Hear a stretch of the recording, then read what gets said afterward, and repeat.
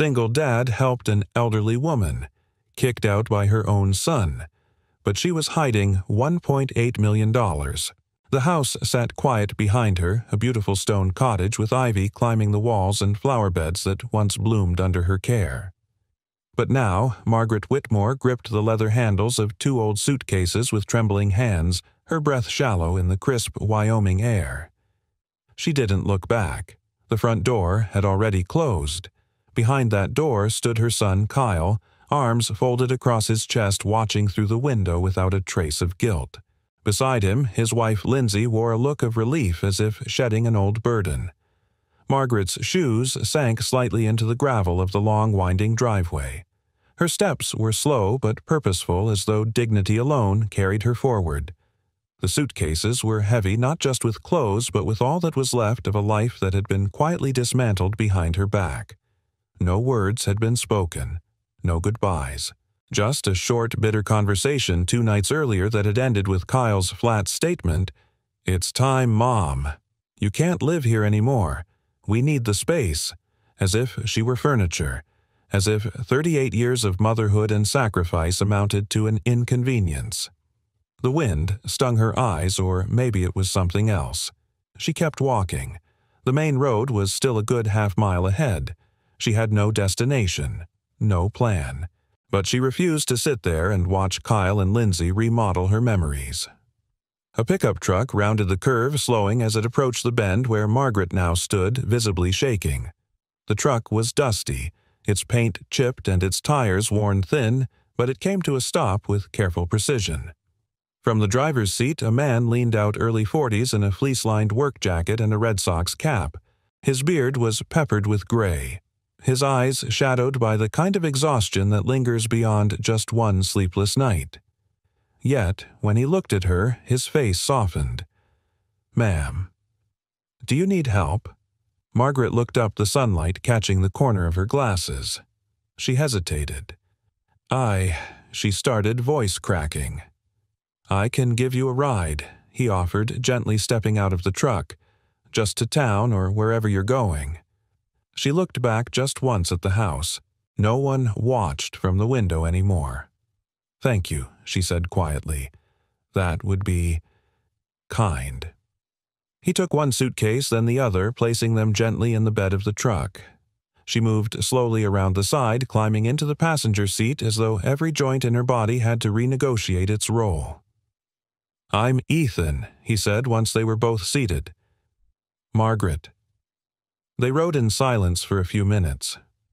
Gravel turned to pavement. Trees blurred past in solemn lines. Ethan didn't press her, and Margaret didn't offer details. But when they reached the old railroad, crossing rusted signs, cracked wood slats long unused, she broke the silence. "I built that house," she murmured, barely above a whisper. "Stone by stone. Every bush in the garden I planted myself. Kyle was born in the upstairs bedroom. And now, I'm not welcome in it." Ethan glanced at her, his knuckles tightening subtly around the wheel. He didn't say, "I'm sorry," because sometimes sorrow was too complicated for simple phrases. "You're welcome to rest at my place for a bit," he said instead. "Nothing fancy, but there's heat and coffee. My boy's at school right now." She turned to him, truly seeing his face for the first time. Kind eyes. Tired, but kind. "You don't know me," she said, surprised. He shrugged. "Doesn't matter. Looks like you needed someone." They pulled into the driveway of a modest ranch-style home tucked between a chain-link fence and an aging maple tree. A small basketball hoop tilted over the garage. Toys sat piled in a corner of the porch. The lawn wasn't perfect, but it was swept. Lived in. Margaret stepped out slowly. Ethan unloaded her suitcases, carrying them up the steps without a word. Inside, the house smelled faintly of old books and cinnamon. The heater buzzed softly. A quilt lay folded neatly on the couch, and a framed drawing of a dog, childlike charming, hung on the refrigerator. "You can rest here," Ethan said, gesturing to the couch. "Noah, my son, usually does his homework there, but he won't mind." Margaret stood still for a moment. "I insist on paying you something," she said. even if it's just for the night." Ethan shook his head. "Not necessary. I wasn't raised to take charity. I wasn't raised to let someone freeze on the side of the road." Their eyes met in a brief moment of mutual stubbornness. Then Margaret exhaled slow and long, like she was releasing something she'd held too long inside. She sat down, gingerly placing her hands on her lap. "I taught art," she said more to herself than to him. 32 years. Children used to run into my classroom like it was the sunniest place in the school. Ethan pulled up a kitchen chair nearby. "What happened?" She looked down at her fingers. Life got noisy. I got quiet. And somewhere in that silence I lost track of the people I loved. The front door creaked. "Dad," a boy's voice, clear, uncertain. "In here, buddy."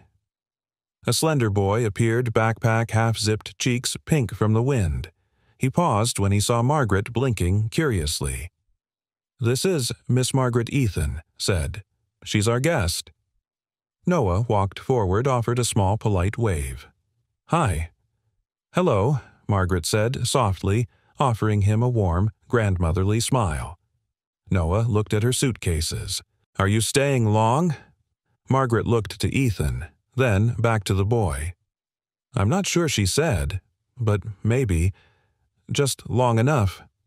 Outside, a wind picked up again, rustling the leaves across the porch. But inside the house felt just a little warmer. The next morning, light filtered through the pale curtains brushing against the frayed edge of the couch where Margaret had slept. She opened her eyes slowly, half expecting to see the high ceiling of her former bedroom, the familiar creak of the window pane she loved to oil in spring. But this room was different, smaller, cluttered, real. The faint scent of burnt toast and cheap coffee wafted in from the kitchen. Somewhere nearby, a boy was humming off-key. She sat up, carefully smoothing her sweater and glancing around. A folded blanket lay over her shoulders. Someone had tucked it there during the night. In the kitchen, Ethan stood at the stove, flipping something in a skillet with one hand while balancing a lunchbox with the other. Noah sat at the table, his feet swinging a half-drawn robot in front of him. Margaret stepped in slowly, her presence quiet, but not unnoticed. "Morning," Ethan said without turning. "Hope the couch treated you all right?" "It did," she replied, her voice still a little raspy. "More comfortable than you'd think." Ethan glanced over his shoulder. "I make bad eggs and worse coffee, but you're welcome to both." She smiled, though faintly. "You've already done more than enough." He handed her a mug anyway. Then, "What's one more cup?" She accepted it, cradling the warmth in her hands. Her eyes landed on the calendar pinned crookedly to the fridge. April. Her wedding anniversary had passed last week. Kyle hadn't remembered. She hadn't reminded him. Noah, sensing a shift in the air, looked up. "Miss Margaret, do you like robots?" She blinked, surprised by the question. "I suppose I've never given it much thought." He turned the paper around, proudly presenting his sketch.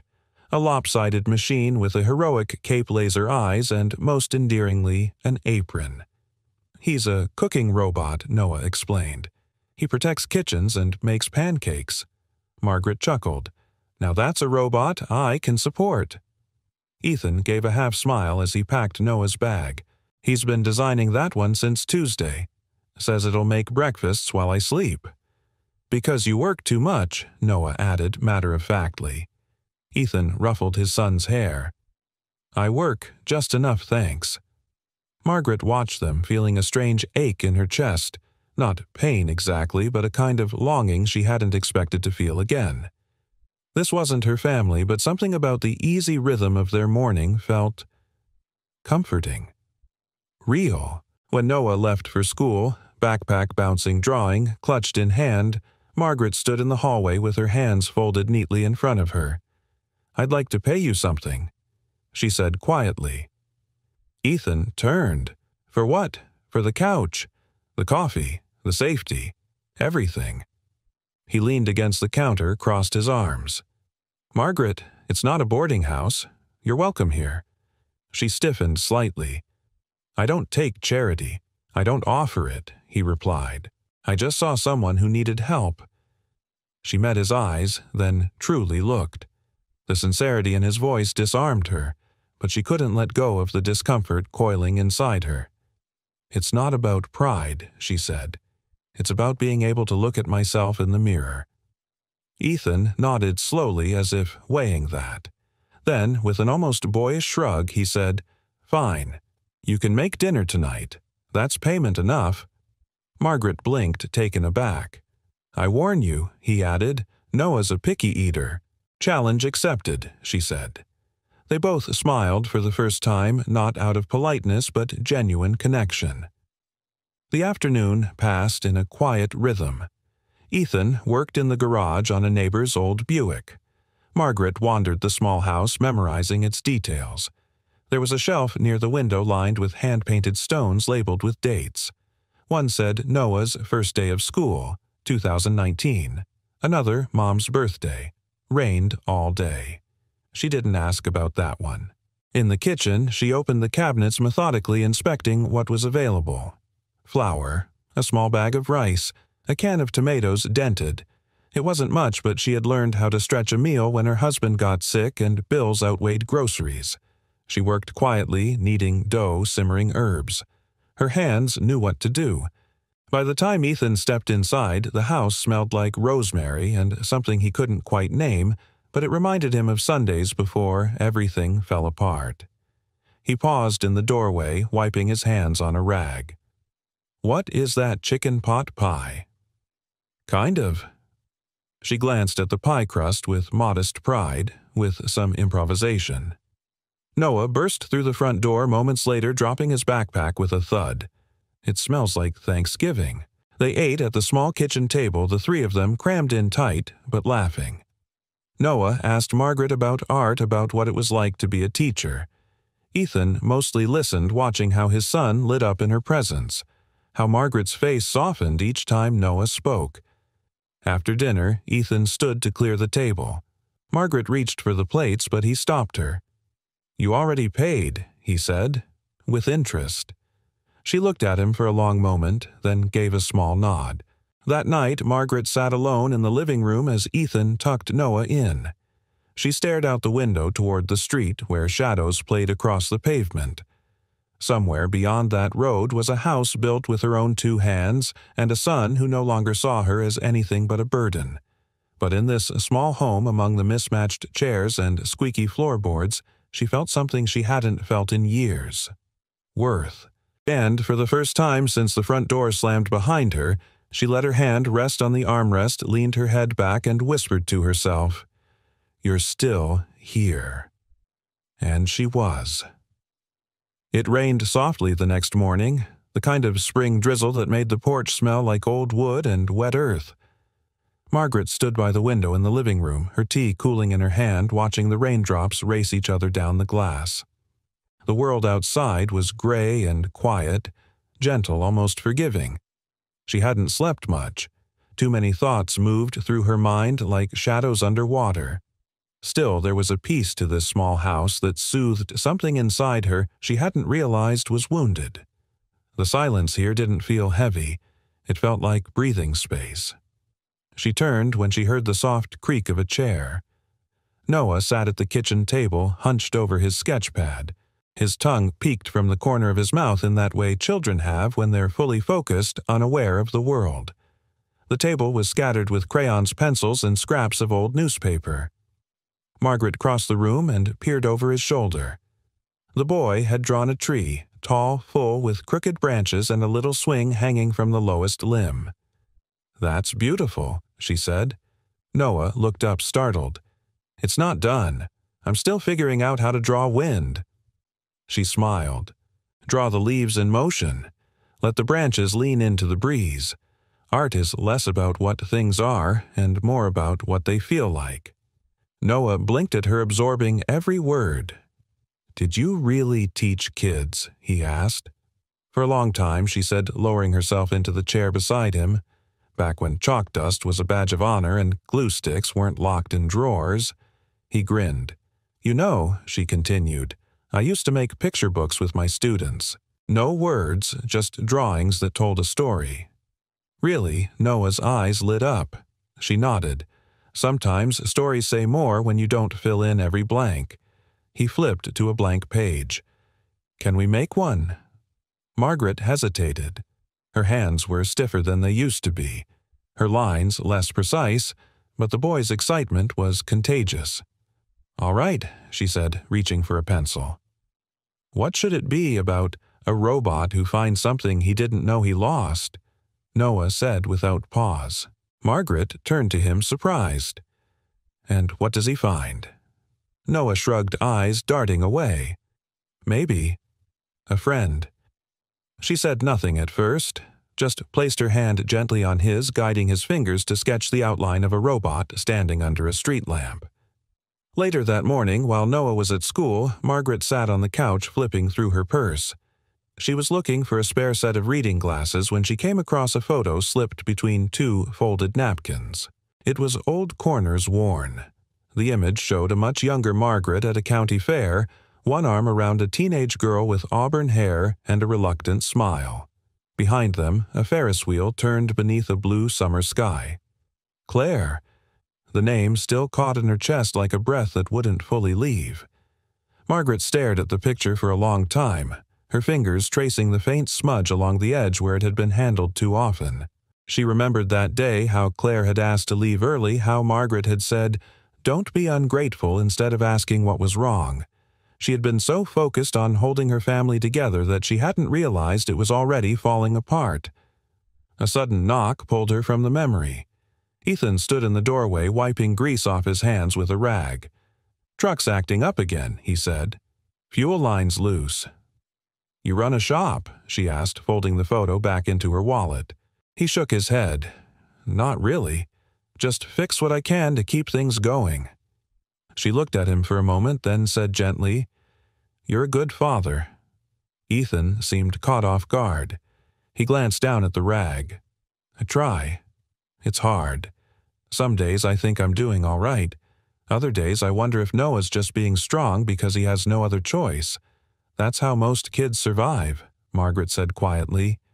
He sat across from her, the distance between them filled with unspoken understanding. "You ever hear from his mom?" she asked, not out of curiosity but compassion. "She left when Noah was 5, he said. Said she couldn't be a mom. Said I made it look too easy and that made her feel worse." Margaret didn't judge. She simply nodded, her gaze soft. She signed over everything. Ethan continued. "Haven't seen her since." "And you've done all this alone?" she asked. "Most days," he said. "Some days I get lucky. Like when someone walks into your life and makes chicken pot pie out of canned soup and magic." Margaret laughed, a small warm sound that filled the quiet kitchen. "I'm not magic," she said. "You're something," Ethan replied, then added, "Noah likes you. That's rare. He's not big on new people." She looked down at the photo again and then made a decision. "I wasn't a great mother," she said. "Not always. I let fear lead me more than love sometimes. I think I lost my daughter because of that." Ethan didn't push, he just let her speak. "She told me something once, something horrible, and instead of protecting her, I questioned her. I was afraid of what it would mean if she was telling the truth." Ethan's expression didn't change, but his shoulders straightened just slightly. "Was she?" he asked. Margaret nodded. "Yes." Silence settled between them, but it wasn't uncomfortable. It was the kind of silence that made room for honesty. "I think about her every day," Margaret said, "but I never found the courage to reach out." Ethan leaned forward. "Maybe now's the time." She looked at him, and there was something in his face, an openness, an unflinching kindness that made her believe for the first time in a long while that healing was possible, that maybe not everything broken had to stay that way. Later that night, Noah presented her with their picture book. It was only 6 pages long, rough, crooked, and perfect. "It's not finished," he said. Margaret smiled. "Neither are we." It was almost sunset when Ethan came home from a long afternoon repairing Mrs. Calhoun's busted lawnmower. The sky outside was painted in streaks of orange and fading blue, casting a warm glow through the house's worn windows. He kicked off his boots at the door, rolled his shoulders, and headed for the kitchen. The scent of something sweet filled the air. Apple cobbler, maybe. He smiled. Margaret was baking again. Noah was at the table bent over the now 10-page robot picture book while Margaret stood at the counter carefully spooning filling into a crust. Her cardigan was dusted with flour, her sleeves rolled to her elbows, her eyes focused. "I could get used to coming home to this," Ethan said, light-hearted but sincere. Margaret looked up startled at first, then smiled as she wiped her hands. "Just trying to earn my keep." Noah looked up beaming. "She taught me how to make dough from scratch. It's like Play-Doh, but it turns into pie." Ethan chuckled and set his bag down. "Sounds like she's spoiling us both." Margaret tilted her head amused. "You say that like it's a bad thing." They shared a look, something unspoken but not uncomfortable. Familiar. As Margaret reached for a towel to clean her hands, something slipped from her apron pocket, a photograph. It fluttered to the floor landing, face up. Ethan bent to pick it up. It was the photo from the fair, the one with a younger Margaret and a teenage girl standing close together, arms linked. The background was a swirl of carnival lights and summer joy. The girl's smile was hesitant, her eyes uncertain, but she was clearly loved. Clearly someone. Ethan studied it. "Is this your daughter?" Margaret froze. Her expression shifted, just a flicker but enough to betray something deeper than surprise. Something raw. "Yes," she said softly, her hands now clasped together. "That's Claire." Noah stood and leaned in. "She looks nice." "She was," Margaret replied. "Is. I don't know where she is now." Ethan returned the photo carefully. "You want to talk about her?" Margaret paused. Then slowly she sat at the table smoothing the corners of the picture like it might break. Claire was strong from the day she was born. She always asked questions, always challenged rules. She wasn't trying to rebel. She just saw the world in ways I didn't understand. "Sounds like someone I know," Ethan said, nodding toward Noah, who grinned proudly. Margaret smiled faintly. Then her expression clouded. "One summer, Claire told me something no mother ever wants to hear, something terrifying, and instead of holding her, instead of believing her, she trailed off." I froze. I doubted her. Ethan didn't interrupt. He weighted his silence an invitation rather than a burden. "She said her stepfather had touched her, that he made her feel unsafe in our home. And Margaret's voice cracked. I was so afraid of destroying what was left of our family, I told her we'd talk about it later. I never talked about it again." The room fell into a hush so quiet they could hear the ticking of the wall clock. I thought I was protecting her by keeping things normal. I thought time would soften what she said. But she left 2 weeks later. 17, a suitcase, and silence. I haven't heard her voice since.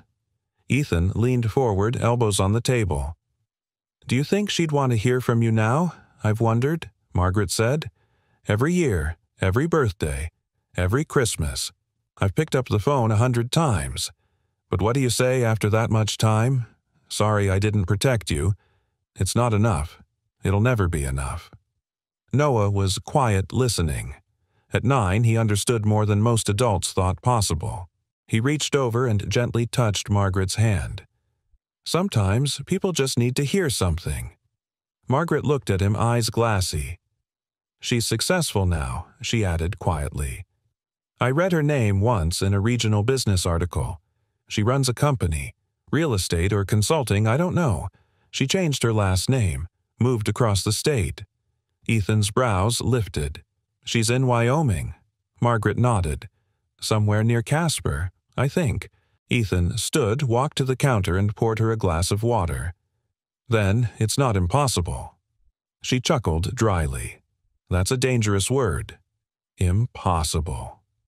"I said that about being kicked out of my own home, too."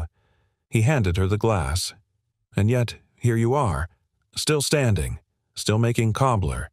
Noah chimed in. "And teaching me about robots." Margaret laughed gently through the sadness. "And making a mess of your kitchen." Ethan glanced at the photo again. "You still love her?" I never stopped. Then maybe he set his voice steady. It's time she hears that. The oven timer dinged. Margaret stood and wiped her eyes, then walked to the stove and removed the cobbler with steady hands. The smell of cinnamon and apple filled the room. A quiet comfort. After dinner, when the dishes were done and Noah was asleep, Ethan stepped outside to take a call. Margaret lingered in the living room holding the photograph. She sat on the couch and whispered into the stillness. "I'm sorry, Claire. I should have believed you. I should have been your voice when you lost yours." In her lap, the picture trembled slightly. She pressed it to her chest and closed her eyes. Upstairs, Ethan looked at his phone. Something Margaret said lingered in his mind. A regional business article. He opened his browser and typed Claire Whitmore plus Wyoming plus real estate. The second result caught his eye. C. Whitmore & Co. Boutique Property Consultancy, Casper, WY. Underneath a press photo of a poised professional woman with auburn hair. He stared at it for a long time, then looked toward the staircase where Margaret sat below, unaware. He didn't know what he would do yet, but he had a feeling the next chapter of Margaret's life was about to begin, ready or not. The next morning arrived with a strange stillness. No birdsong, no wind, just a kind of hush, as if the world had paused to inhale. Margaret stood in the kitchen early, already preparing breakfast. She needed something to do with her hands. Her thoughts had churned all night. The photo sat folded on the windowsill. Claire's half-smile haunted her, not with anger, but with a question that refused to fade. "Why didn't you fight for me?" Down the hall, Noah's sleepy footsteps padded closer.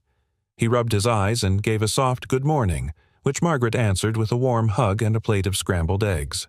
Ethan followed soon after, tousle-haired, still in his work boots, but before he could reach the coffee pot, a sound made them all freeze. A vehicle. A large one. The rumble of a high-end engine pulled into the gravel driveway. Margaret moved to the window, instinctively clutching her hands together. Ethan came up behind her. An SUV, black, polished, clearly expensive, rolled to a stop in front of the house. The chrome grille gleamed beneath the morning sun. For a long, long moment, no one opened the door. Then it did. A woman stepped out. Late 30s, maybe 40. Slim build, dressed in a tailored blazer and dark jeans. Her auburn hair tied neatly back shimmered as she turned her head toward the house. Sharp eyes, measured steps, no hesitation. Margaret gasped, her knees buckling slightly. Ethan caught her elbow. "Is that—" "Yes," she whispered. "Claire." Noah peeked from behind the couch, wide-eyed. "Is that your daughter?" Margaret nodded slowly. She came. Ethan didn't ask how Claire had found them. He already knew. Claire approached the porch with the stance of someone used to walking into rooms where she wasn't sure if she was welcome, but who no longer waited for permission. Her heels clicked against the wooden steps like the ticking of a countdown. Ethan opened the door before she knocked. "Claire," he said gently. Her gaze flicked over him, then past him. "I'm here for my mother." Margaret stepped into view. Her voice trembled. "Hello, Claire." For a heartbeat, neither of them moved. Then Claire's lips parted, not with a smile, not yet, but with breath. "I thought you were dead," she said flatly, "or that I might never see you again. And then—" "A neighbor called. Said you'd been kicked out." Margaret flinched, shame flooding her face. Claire's voice was calm but tight. "So I drove 5 hours to confirm that my mother, the woman who didn't believe me when I needed her most, is now living in a stranger's home." Ethan stepped back. "You're welcome inside, if you'd like to talk." Claire looked around the modest home. She hesitated before stepping in. Her heels clicked across the hardwood. Her eyes scanned everything: the small kitchen, the couch with the folded blanket, the drawings on the fridge. Her gaze landed on Noah. He stood tall like a soldier guarding his fort, determined not to let anyone hurt Margaret. Claire softened just a bit. "You must be Noah." "Yes, ma'am." Ethan gestured to the table. "Would you like some coffee? I didn't come here for coffee," Claire said. "I did," Margaret replied, voice fragile but firm. "Would you sit with me while I have mine?" Claire looked at her mother. For a second, just a second, the hard edge in her face cracked. She nodded and sat. The silence at the table was thick. "I've never asked you for anything," Claire began. "Not since I left. I know Margaret said." Claire looked at her arms crossed. "Then why now? Why show up in someone's home vulnerable after decades of silence? You couldn't call me when I was starting my life. You couldn't apologize when I opened my first office. But now," Margaret swallowed, "because I didn't deserve you then?" Claire blinked, thrown off. "I didn't know how to face you. I thought I was protecting the family, but I see now I was protecting myself. I failed you, Claire, and I live with that every single day." The words settled between them, raw and heavy. Claire's eyes shimmered, but her jaw stayed tight. "I didn't come here for an apology." "Then why did you come?" Claire looked away. "Because, even after everything, you're still my mother. And when I heard what Kyle did, how he put you out like you were nothing, I realized I needed to see you, with my own eyes." Margaret's hands trembled in her lap. "I was nothing to him. I let it happen. I gave him power over my life because I thought I had to. And when he turned me out," her voice cracked, "I didn't even fight." Claire's hand flinched as if it wanted to reach across the table but didn't know how. "I'm not proud of the choices I made," Margaret continued, "but I'm trying to make different ones now, even if it's too late." Claire finally looked her in the eyes. "It's not too late. It's just not easy." Margaret nodded. "I don't expect you to forgive me. I only hope to deserve your time." A long pause followed. Then Noah, in his honest, childlike way, blurted out, "She made me a robot picture book." Claire blinked, startled. "A what?" "A picture book, with drawings. It doesn't have words, but it says a lot." Claire looked at her mother, who smiled with watery eyes. "Some stories are better without words." Another silence passed. Then Claire slowly stood. "I'll stay tonight, but I'll need to find a place nearby after that." "You're welcome here," Ethan said quietly. She glanced at him. "You always bring strangers into your home." "No," he said, "but some people stop being strangers the moment they walk in." Claire didn't respond, but her expression softened just slightly. As the sun lowered outside, casting gold across the floorboards, the house exhaled. Margaret leaned back in her chair. Claire sat across from her again. And for the first time in 2 decades, mother and daughter shared the same room under the same roof, breathing the same quiet hope. It wasn't reconciliation. Not yet. But it was a beginning. The house was quieter than usual that evening. Even Noah, usually a storm of curiosity and energy, had retreated to his room early, sensing a change in the atmosphere. Ethan had offered to make dinner, but Claire politely declined, opting instead for a long walk around the block to clear her head. Margaret understood. Now the two women sat across from each other in the dimly lit living room. The television was off. The only sound was the faint hum of the refrigerator and the ticking of the wall clock that hung slightly crooked above the mantel. Margaret's teacup sat untouched in her lap. Claire nursed a glass of water, fingers slowly tracing the rim. "I didn't expect to feel anything," Claire finally said. Her voice was steady but low. "I thought I'd walk in, see you, and feel nothing. Maybe a little pity." But instead she broke off. "I felt 12 years old again. Angry, small." Margaret nodded slowly. "I felt that too. About myself." Claire looked up, startled. "What do you mean?" Margaret hesitated. Then she took a breath so deep it trembled in her chest. "I remember the night you told me. About what he did." Claire's jaw tightened. "I was 16. "You were brave," Margaret whispered. "No," Claire said sharply. "I was terrified, and I had to be the adult in that moment. I had to be the one who spoke the truth, and I spoke it to the one person I thought would protect me." Margaret swallowed hard. "And I failed you." Claire didn't reply. She didn't need to. The silence spoke volumes. I went into denial. Margaret continued. Complete, blinding denial. He was gone so much by then. Working late, traveling. I told myself I'd misunderstood. That you had misunderstood. That maybe you were exaggerating. I wasn't, Claire said. You know that now. I do. I knew it then, too deep down. But I couldn't face it. Her voice cracked. I was afraid. Of losing the life we'd built.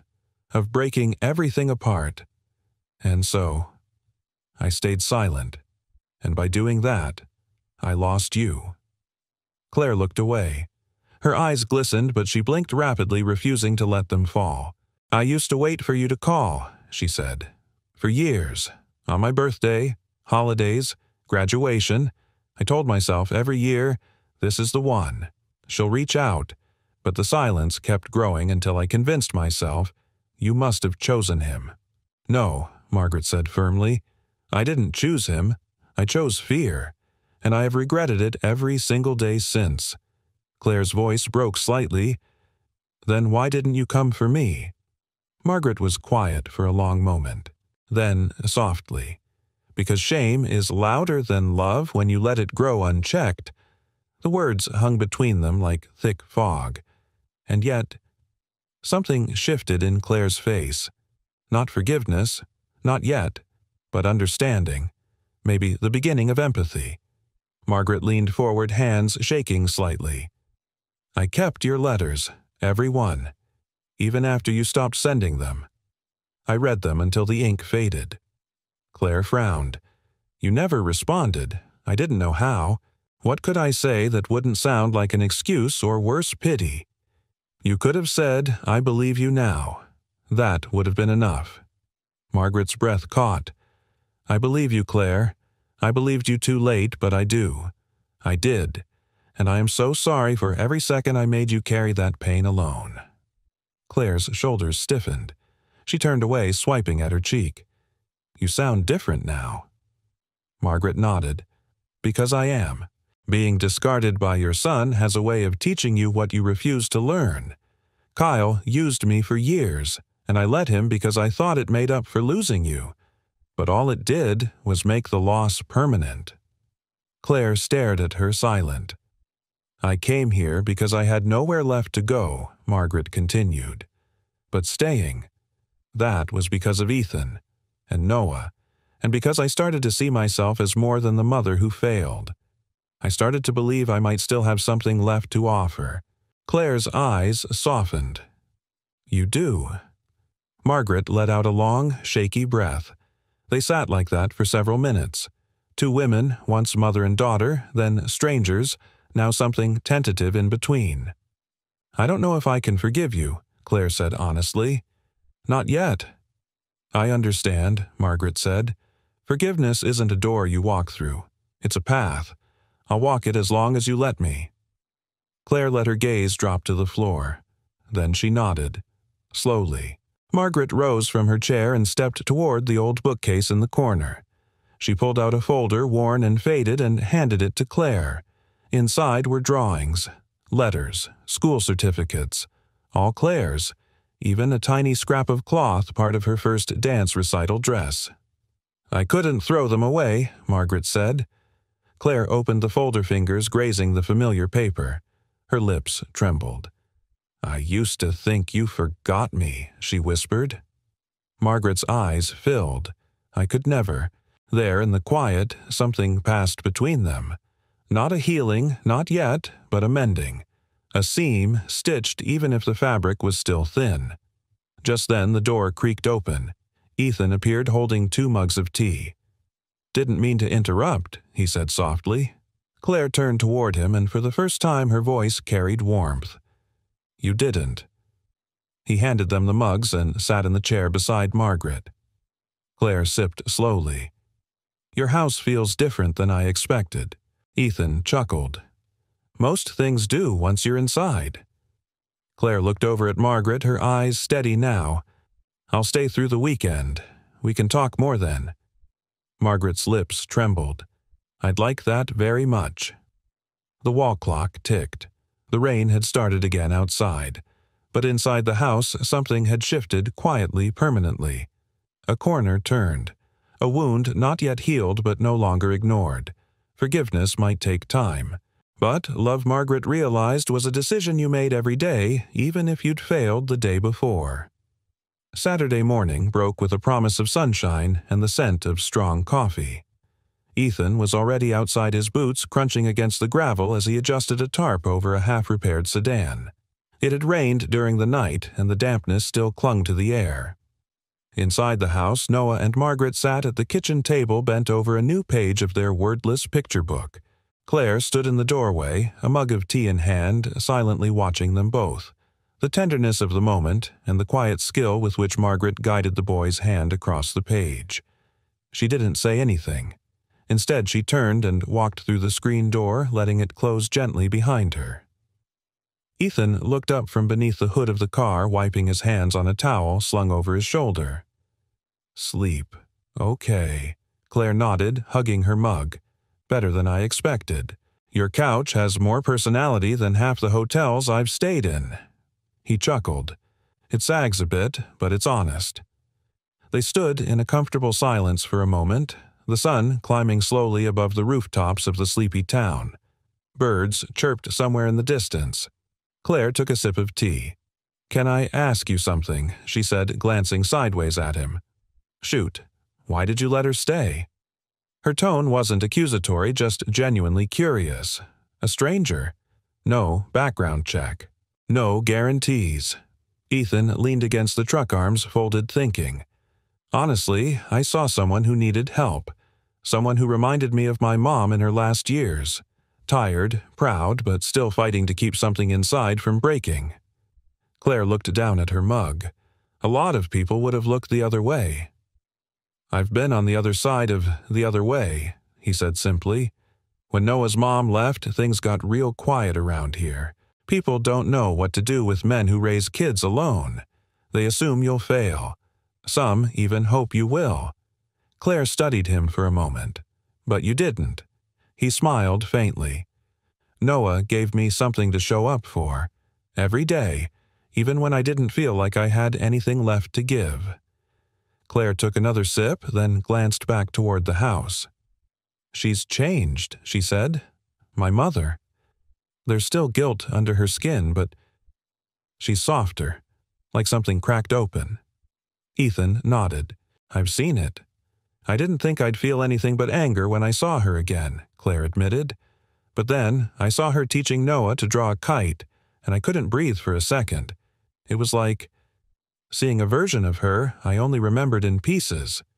"She's trying," Ethan said. "I don't think she knows how to fix the past, but she's not running from it anymore." Claire nodded slowly, then turned to him. "What about you?" He raised an eyebrow. "What about me?" "You took us both in. Me, with all my suspicion. Her, with all her pain. And you never asked why. Why we were broken. Why we stayed." Ethan smiled, but it was gentle, almost sad. "Some people ask because they're curious. Others ask because they need reasons to walk away. I don't ask because I believe in showing up first. The rest comes later." Claire was quiet for a beat. Then she asked softly, "And what if the rest never comes?" Ethan shrugged. "Then you still did the right thing. That counts." She looked at him, something shifting in her expression. Admiration, perhaps. Or respect. Maybe both. "You're a strange man, Ethan Miller. I hear that a lot," he said, grinning. They both laughed, and for the first time it wasn't strained. Claire felt her shoulders relax. Back inside, Margaret and Noah had finished their drawing. It showed a robot kneeling in a garden planting seeds beneath a sky stitched with stars.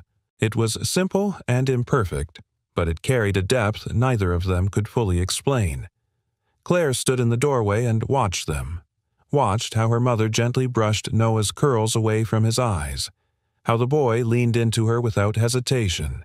It stirred something inside Claire, a pang, yes, but also a pull. Margaret noticed her and smiled. "Want to help us finish the last page?" Claire hesitated. I haven't drawn in years. Margaret offered her the pencil. Then you're overdue.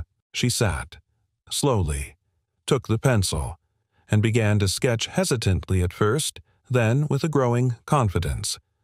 The picture they created together was of the robot, older, now dented in places, standing under the moonlight beside a tree.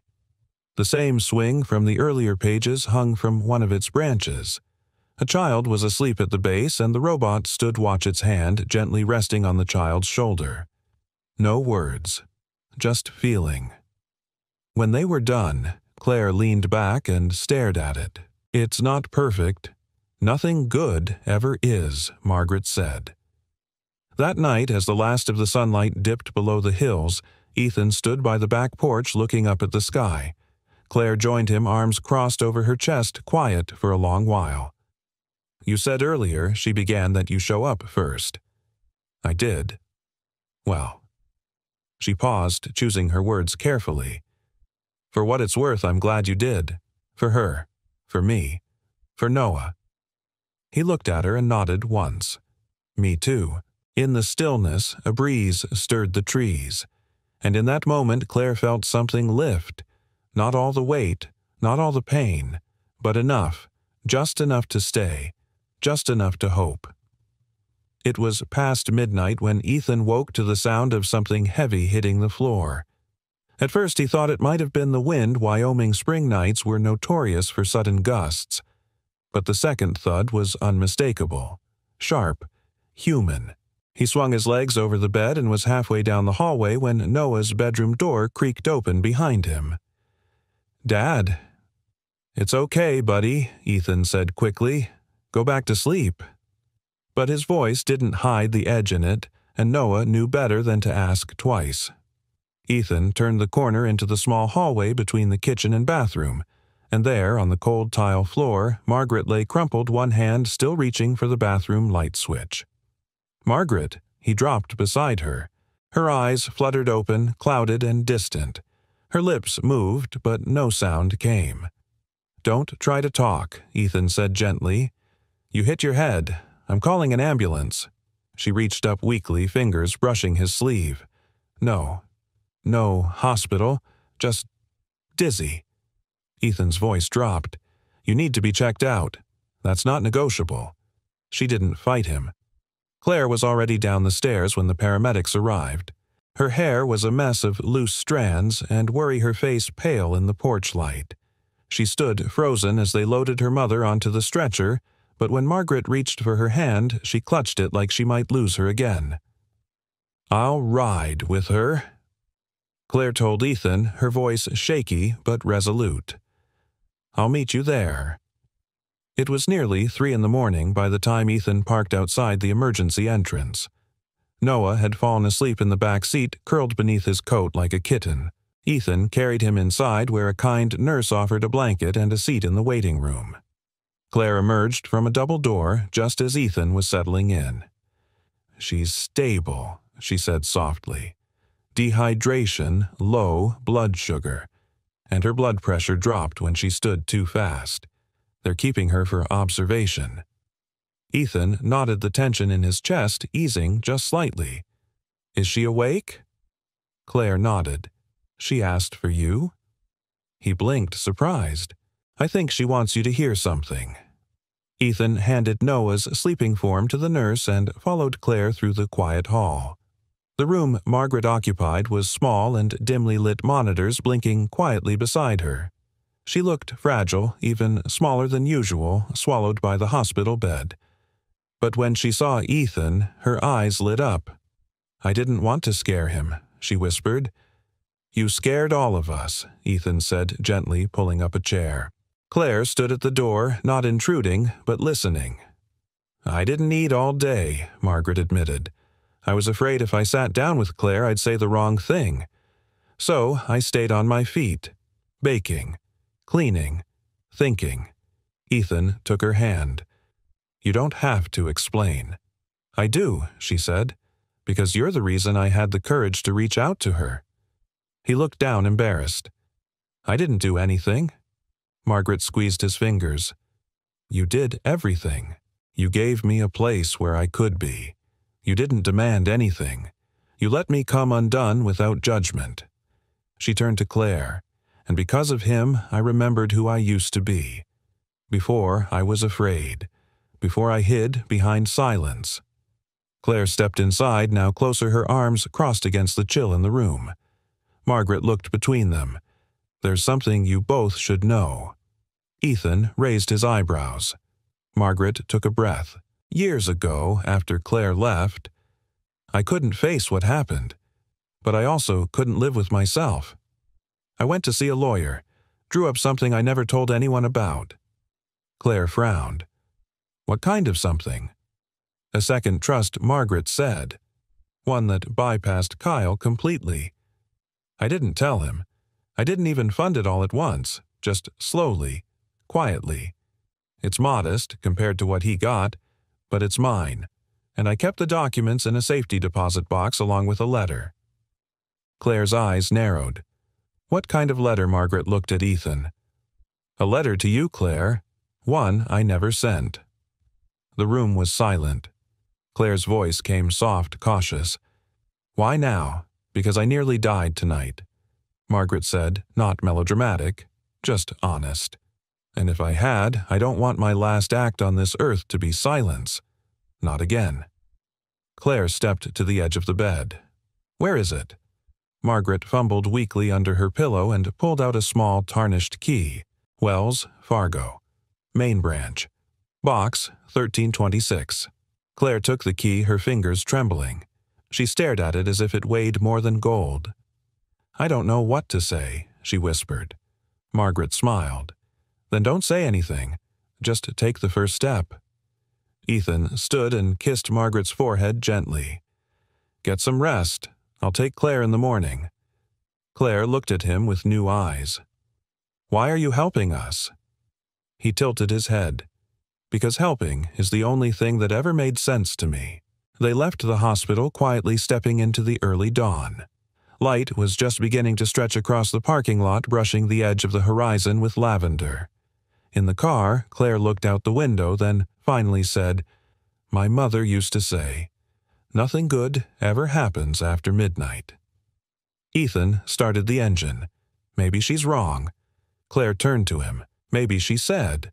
Or maybe something good finally did.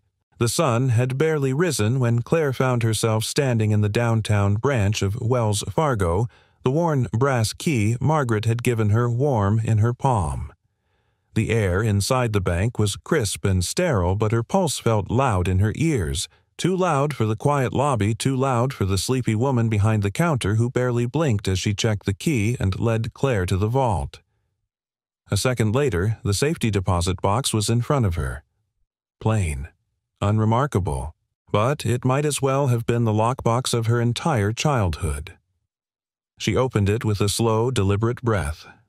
Inside was a sealed envelope with her name written in careful, familiar script and a brown file folder with a small blue ribbon tied neatly around the middle.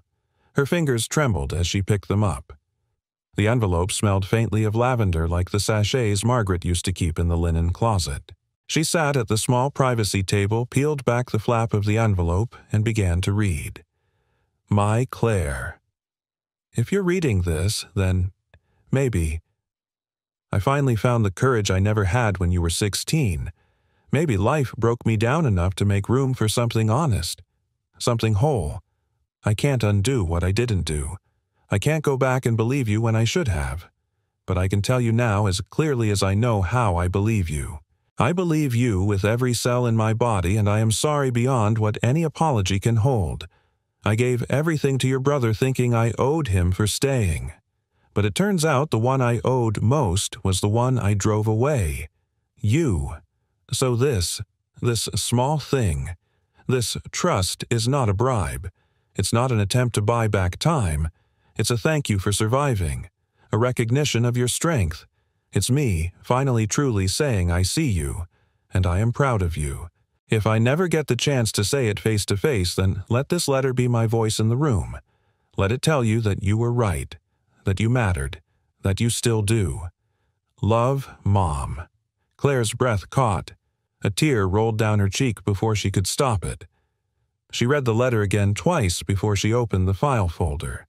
Inside were notarized documents, the establishment of a private trust under Claire's name dated almost 15 years ago with incremental deposits made over time. The balance was noted in a recent bank summary, $1.8 million. Claire's heart skipped. She wasn't a stranger to money. She had built her own firm from the ground up. She'd managed portfolios larger than this, but this wasn't just money. It was proof. It was a seed planted in silence, grown in guilt, but meant for something more. It was love in the only language her mother had known how to speak for years: provision, care, sacrifice. And this time it had come with the words she had needed most. They didn't talk on the ride home.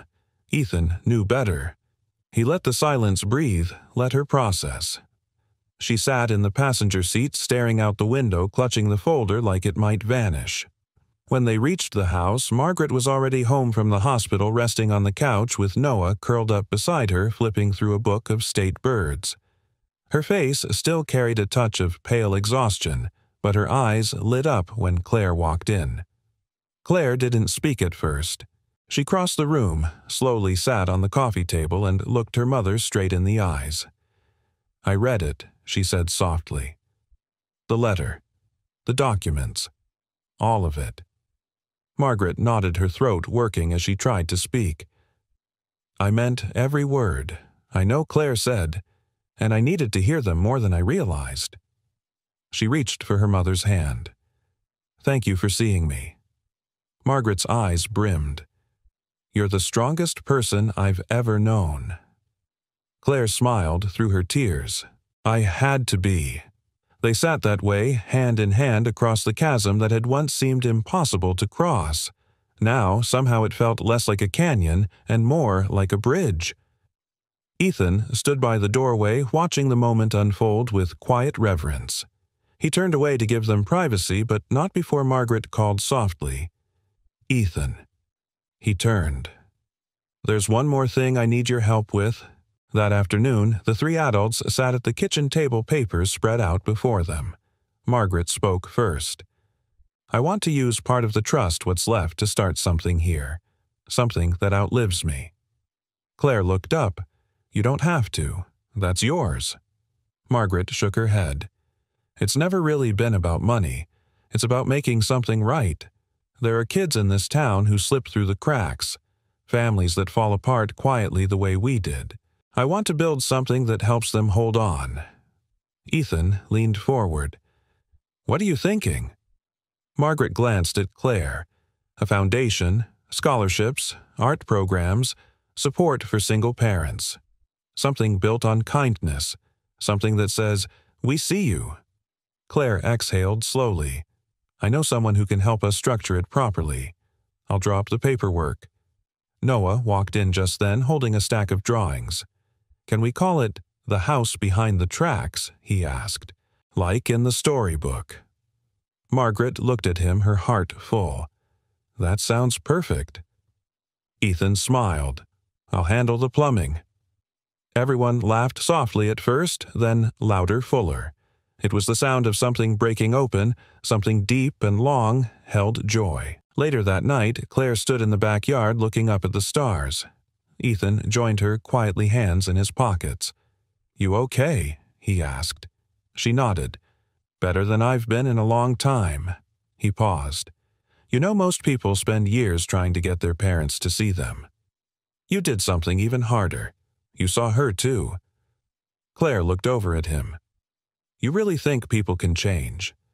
Ethan didn't hesitate. "I think the moment you believe they can't, you close the door on something beautiful." She turned fully toward him now, studying him in the moonlight. "You're a good man, Ethan Miller." He smiled. "I try." She stepped closer, not touching, just near. "Thank you for everything." And then, after a breath, she said the thing she hadn't let herself hope for. "Would you stay?"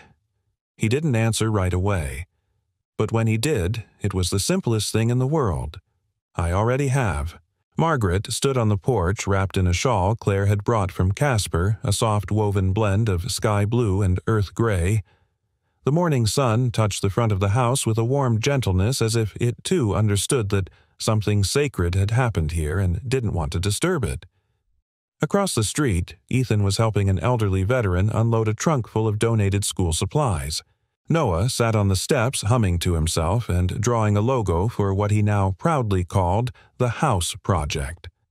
Claire emerged from the house holding a folder tucked under her arm. She looked rested, but more than that lighter, like a woman who had laid down a burden she'd carried too long. Margaret turned to her. "Did the paperwork go through?" Claire smiled. "Filed and approved. As of this morning, the Whitmore Family Foundation is officially recognized as a nonprofit entity in the state of Wyoming." Margaret exhaled her hand over her heart. "I never thought I'd live to see something good come from all of it." Claire stepped beside her. "Sometimes we have to walk through fire before we can light the way for someone else." They watched Ethan laugh with the veteran gently moving boxes as though they weighed nothing at all. Margaret's voice was quiet. "He reminds me of your father. The version I wish he had been." Claire looked down at her feet. "I stopped believing men like Ethan existed. I stopped believing I deserved to meet one." Margaret replied. Claire turned. "Do you think he knows how much he's changed all of us? I think Margaret said he'd say he didn't do anything special. That's how you know it's real." Later that afternoon, the kitchen table became the planning hub for what would become the first community project under the Foundation's wing, a Saturday art program for kids in the local foster system. Margaret would teach watercolor. Claire would handle the legal structure and logistics. Ethan had offered the garage space for hosting the sessions until they could afford a real studio. Noah named it Brush and Belong. Ethan grinned when he heard it. "Catchy. It has to be." Noah said, "Kids need to feel like they belong the second they walk in the door." Claire looked at him, eyes soft. "You're going to make a great man someday." Noah beamed. "I've got good examples." Margaret watched them, a warmth blooming in her chest that had nothing to do with the cup of tea in her hands. For the first time in years, she felt part of something not by title, not by obligation, but by heart. As the sun began to lower, casting golden light across the worn floorboards of the house, Ethan leaned back in his chair and looked at Claire. "You're staying." The question was simple. No pressure, no expectation. Claire met his gaze. "Not just staying. I'm building something here." Their eyes held for a long moment. Later that night, the house was quiet. Margaret sat in the living room with a thick journal in her lap, one she had never dared to start until now. Across the room, Claire dozed off on the couch with a book open across her chest. In the corner, Noah had fallen asleep with crayons still in his hand, the paper beside him filled with a drawing of a tree, a swing, and 3 stick figures beneath it. Ethan stood at the doorway watching them. His heart was full in a way he hadn't known was possible outside of fatherhood. He walked quietly toward Margaret and crouched beside her chair. "You all right?" he asked. She smiled. "I'm more than all right." They sat in comfortable silence for a moment until Margaret whispered, "You saved me." "Ethan?" He shook his head. "No, I just didn't walk away." She reached for his hand, her grip surprisingly steady. Sometimes that's the same thing. The next morning, Claire woke early and brewed the coffee. She stepped outside to find Ethan fixing the porch railing again. He looked up, smiled. "Thought you weren't a morning person." "I'm learning new things about myself," she said, leaning on the post beside him. "Like how good it feels to stop running." He nodded. "You're good at staying."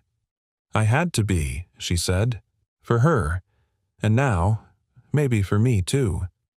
They stood there for a while, the kind of silence that feels less like nothing and more like everything. Then Claire turned to him. "I've been thinking," she said. "About what's next." Ethan paused, waiting. "I want to invest some of the trust into the foundation, yes, but I also want to renovate this house, turn the back lot into a community garden, maybe even build a permanent studio space." Ethan raised an eyebrow. "That's a lot of work," Claire smiled. Lucky I know a man who's good with his hands." He chuckled. "You planning to pay him in cobbler and iced tea?" She stepped closer. "No," she said. "I plan to thank him every day." Her hand brushed his fingers, curling gently around his palm. His grip closed around hers, firm and warm. And in that touch, quiet and deliberate, something unspoken passed between them. Not a confession, not a promise, but a recognition. Of what had been built here. Of what was still growing. Of how a broken home had become a sanctuary. Not because it was perfect, but because the people inside had chosen to heal. Together. And outside, the house stood tall behind the tracks just as it always had. But now it had a name, a purpose, and finally, a future. Autumn came early that year. The air in the small Wyoming town turned crisp before September had fully arrived, and the maples along the narrow streets blushed red and gold like they were holding their breath for something beautiful. At the edge of town behind the old railroad tracks, the once weathered house stood taller, brighter. A fresh coat of paint covered the siding, white with dark green trim. New planters lined the porch railing, each one filled by children's hands with petunias and marigolds. The yard was tidy, but more than that, it was lived in loved. A hand-carved sign hung from a post at the front gate. "The house where goodness lives inside." Laughter rang through the kitchen. "Okay, who spilled glitter in the pancake batter?" Ethan asked, grinning at the sparkly swirl in the mixing bowl. Noah raised his hand sheepishly.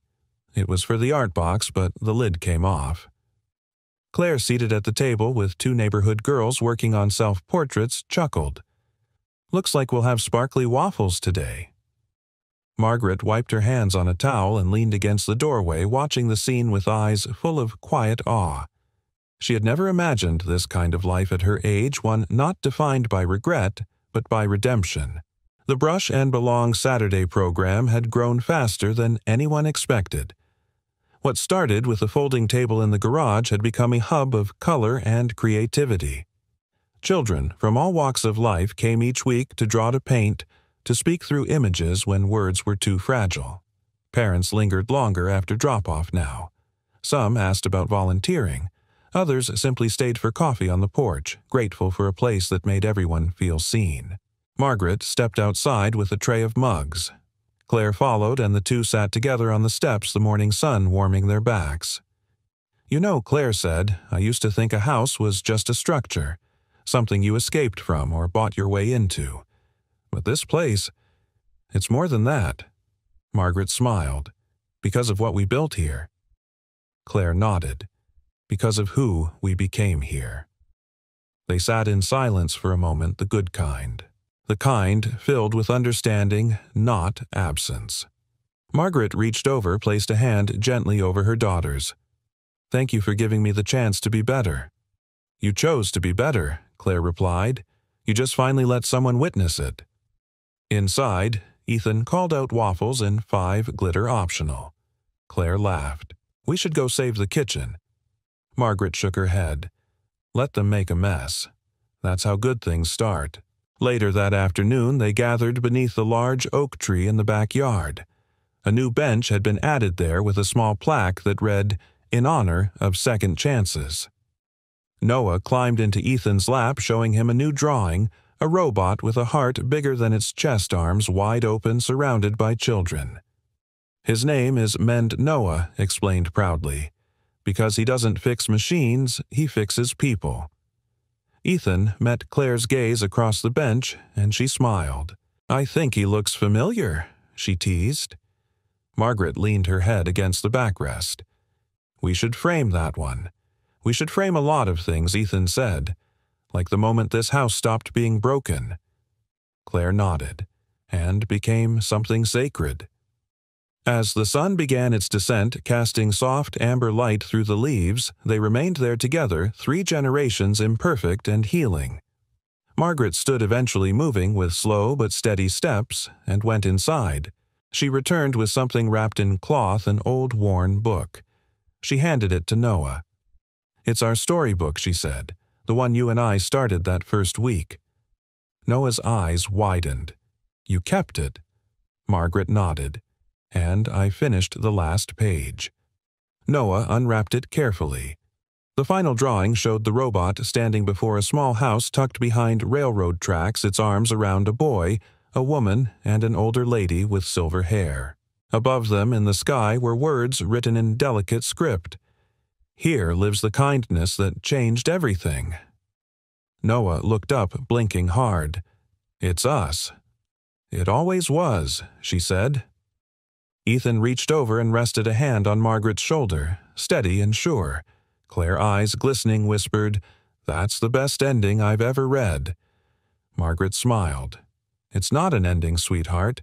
It's just a beautiful new beginning." Even as twilight fell and the crickets began their soft chorus, no one moved right away. There was nothing urgent pulling them, no unfinished conversation, just the quiet contentment of being exactly where they were meant to be. And when the porch light flicked on, casting a soft glow across the front yard and illuminating the sign that now welcomed the whole town to come, the house didn't just look like a home, it felt like hope. A place reborn not from wealth or design, but from simple acts of goodness held together by truth, trust, and love. The kind of love that doesn't arrive with fanfare, but with open doors. A single dad helped a female soldier in the rain. Then she got a letter that changed everything. The rain had been falling for hours, thick and heavy like it meant to scrub the world clean. It drummed on the motel sign above Madison Greer's head, each drop cold enough to bite through her uniform, soak her skin, and settle into her bones. She shifted her weight from one foot to the other, trying to stay upright as the wind whipped at her wet hair. The glassy-eyed clerk behind the reception desk barely looked up as he handed her back her military ID. "No card, no room. Sorry, ma'am." His voice had all the warmth of the weather. Madison tucked the ID back into the inside pocket of her jacket and took a breath that trembled as it left her. She didn't argue, didn't beg. She just stepped back outside into the rain. Her duffel bag dragged against the pavement as she moved toward the road. Her boots were caked in slush, shoulders bowed under exhaustion, her breath fogging in the autumn chill. She'd tried 3 different places in the last 2 hours, and they'd all said the same thing. No vacancy, no cash accepted, no sympathy. The street was empty. The town was asleep. No headlights, no buses, no cabs. Just the rain and her. A neon open sign flickered in a convenience store across the street, but she didn't have the energy to cross. Her legs had started to cramp, the duffel strap digging into her shoulder like a punishment. A part of her, the small stubborn corner that had carried her through 14 years of service, kept walking anyway. 1 more block, 1 more mile. Maybe someone would stop. Maybe a pair of headlights cut through the downpour behind her. She didn't turn around at first. Cars had passed her for the last half hour, ignoring the uniform, the soaked pack, the way she stood like someone with nowhere left to go. But this one slowed. The engine idled behind her. She turned slowly, rain streaming down her face. The truck was old, dented, reliable. The kind of truck a man owns for 20 years and fixes himself. The window rolled down halfway and a man leaned out, late 30s, maybe 40, a square jaw and dark, tired eyes under a damp baseball cap. "You need a ride?" he asked, voice low even. Madison didn't answer right away. She glanced at his hands. They were rough, calloused. Working hands. No twitchiness. No weapons. No flashing smile that meant something else. Just eyes that saw her, not a uniform, not a problem. Just her. Still she hesitated. "I'm not going far," he added. "But there's a diner a few blocks down. It's open late. You can dry off, get warm." The wind cut through her soaked clothes again, and that was answer enough. She nodded once and opened the door. The warmth hit her like a wave, stale coffee and motor oil, but better than the rain. She climbed in, closed the door, and settled the duffel on her lap like a shield. They didn't speak for the first few minutes. Just the swish of the windshield wipers and the hum of the engine. The truck creaked with every bump in the road. A stuffed dinosaur swung from the rearview mirror, its stitching worn, its tail half unraveled. She looked at him sideways. He didn't glance back. "You military?" he asked, still facing the road. "I was," she said, then corrected herself. Technically. Army, yeah." He nodded like he already knew. "I used to be a medic. Navy corpsman. Iraq." She blinked at him, surprised. He didn't look like it. But then neither did she anymore. "You out now?" she asked. "Long time. Got a kid now. Keeps me grounded." They reached the diner, a squat building with a flickering sign and glowing windows. It looked like a postcard from 30 years ago, cheap pie-hot coffee and nobody asking questions. He pulled into the lot and turned off the ignition. Madison reached for the door handle, but he stopped her. "You got somewhere to stay?" he asked. She shook her head. He reached into his back pocket and pulled out a folded 20, then opened the glove box and handed her a motel key. "Room 4. Cheap keychain. Plastic tag." "I keep a room at that place near the tracks," he said. "Sometimes for guys coming out of detox. Sometimes for someone who just needs it. You can crash there. No strings." Madison stared at him. "Why?" He shrugged. "Because someone once did it for me." She took the keys slowly, like it might disappear. "You hungry?" he asked. She started to shake her head, but her stomach answered for her. He smiled just a little. "Let's get something warm, then." Inside the diner, the waitress knew him. Called him Luke. Told him Ellie missed him tonight. He smiled, said he'd read her the bedtime story twice to make up for it. They sat in a booth by the window, steam curling from mugs of coffee between them. Madison stared at her reflection in the glass. Wet hair, red eyes, a woman on the edge, and realized it was the first time all day someone had looked at her like she wasn't broken. Luke didn't pry. He just ate his pie and offered her his half. She took it. When he dropped her off at the motel, she paused before getting out. "Thanks," she said. He nodded. "Get some rest." She walked to the room key, clenched in hand. But before going inside, she glanced back. The truck was still there, headlights glowing dimly through the mist, like he was waiting to make sure she'd made it in. She didn't wave. He didn't need it.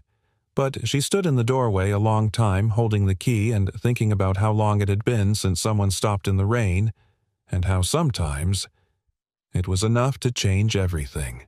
The motel room was barely bigger than a storage unit, with one flickering overhead light and the faint scent of mildew soaked into the walls.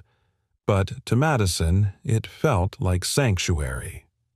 She peeled off her wet uniform with shaking hands and sank into the creaky mattress without even pulling back the covers. Her boots sat by the door, dripping quietly onto the mat. Her duffel bag rested beside them, everything she owned compressed into canvas and memory. Sleep came in fragments. Rain tapped at the window all night like it had something urgent to say. In her dreams, faces blurred people she'd served with people she couldn't save. People she tried not to remember. A door slammed somewhere down the hall and she jolted upright, heart pounding as if she were back in uniform, crouched behind sandbags waiting for orders that never came. When the sun finally rose pale and watery behind the clouds, Madison lay still for a long time, staring at the cracked ceiling. She'd survived Warzone's tribunal's betrayal. But somehow, waking up alone without purpose, without orders, this was harder. She reached for the folded motel key still on the nightstand and held it in her palm. It wasn't the room that mattered. It was the man who'd handed it to her without question. Luke. Just a name spoken once by the waitress. A man with quiet eyes, a little girl who missed bedtime stories, and a truck full of silence and warmth. She checked out of the motel 2 hours later. The clerk didn't recognize her. "Guy who paid for it, he come here often?" she asked. The clerk shrugged. "Sometimes. He drops off the envelopes. Pays in advance for strangers. Don't talk much. How do you reach him?" "You don't?" That was that. Madison stepped back out into the gray morning, her duffel slung across her back. She should have left it there, chalked it up to kindness from a stranger, and moved on. But something itched in her chest. Something unfinished. Something like hope. She headed toward the diner. The bell over the door jingled when she stepped inside. The place was mostly empty this early, save for a couple of elderly men reading newspapers and a teenager scrolling on his phone behind the counter. The same waitress from the night before appeared with a coffee pot and a warm smile. "Back already? Hungry looking for someone?" Madison said. "Luke." The waitress paused, eyes narrowing just slightly. "You a friend? I'm trying to be." She studied Madison for a moment longer, then nodded. "You just missed him. Works morning shifts 2 blocks over church maintenance. Try St. Joseph's. He's always early." The church loomed modestly at the edge of town, its stone steeple gray against the thick clouds. It wasn't fancy, but it had a quiet dignity, much like the man Madison hoped to find. She spotted him before he noticed her kneeling beside a flower bed, hands caked in damp soil. Sleeves rolled up his flannel shirt stained with work and time. He was humming something low and tuneless. Madison stood at the gate for a moment, unsure what to say. Then he looked up, saw her, and nodded like he'd been expecting her all along. "You found the place," he said. "I wasn't sure if I should." Luke stood brushing his hands on his jeans. "If you had nowhere else to be, then, yeah, you should." She smiled faintly, arms crossed against the chill. "You help a lot of people, don't you?" He shrugged. "Used to need a lot of help myself." There was no pride in his voice, just truth. Madison followed him as he walked toward the side of the church where a rusted storage shed leaned wearily against the brick wall. He opened it and pulled out a set of tools, handing her a wrench without asking. "If you're staying, you might as well earn your keep." She grinned. Subtle. They worked in silence, fixing the broken hinges on a warped door, reattaching gutter brackets. Her hands remembered how to be useful. It felt good. Grounding. For the first time in weeks, the buzzing in her head dulled. Afterward, they sat on the back steps of the church, sipping lukewarm coffee from a thermos. "I used to be someone," she said quietly. "You still are." She didn't reply. Just watched the steam rise from her cup like smoke from a fire long burned out. "I'm not going to ask why you were walking in the rain," Luke said after a while. "But I know that kind of silence. The kind you wear like armor." Her eyes filled unexpectedly. She looked away. "I'm not used to people seeing through it." "Maybe you've been around the wrong people." She wanted to say something sharp, something defensive, but instead she just nodded. Luke stood, stretched, and pulled something from his pocket. It was a folded photograph, frayed at the edges. He handed it to her without explanation. In the picture, a young Luke smiled awkwardly, wearing fatigues, standing beside another man, taller, darker, laughing with an arm slung around Luke's shoulders. "My brother in arms," Luke said, "didn't make it home. I tried to save him. I didn't." Madison stared at the photo, her throat tightening. "I know that weight," she whispered. He nodded. "Then you know why I stop when I see someone in the rain." She held the picture with reverence, then handed it back. "You did more than stop," she said. "You made me feel human again." Luke said nothing, just nodded and pocketed the photo.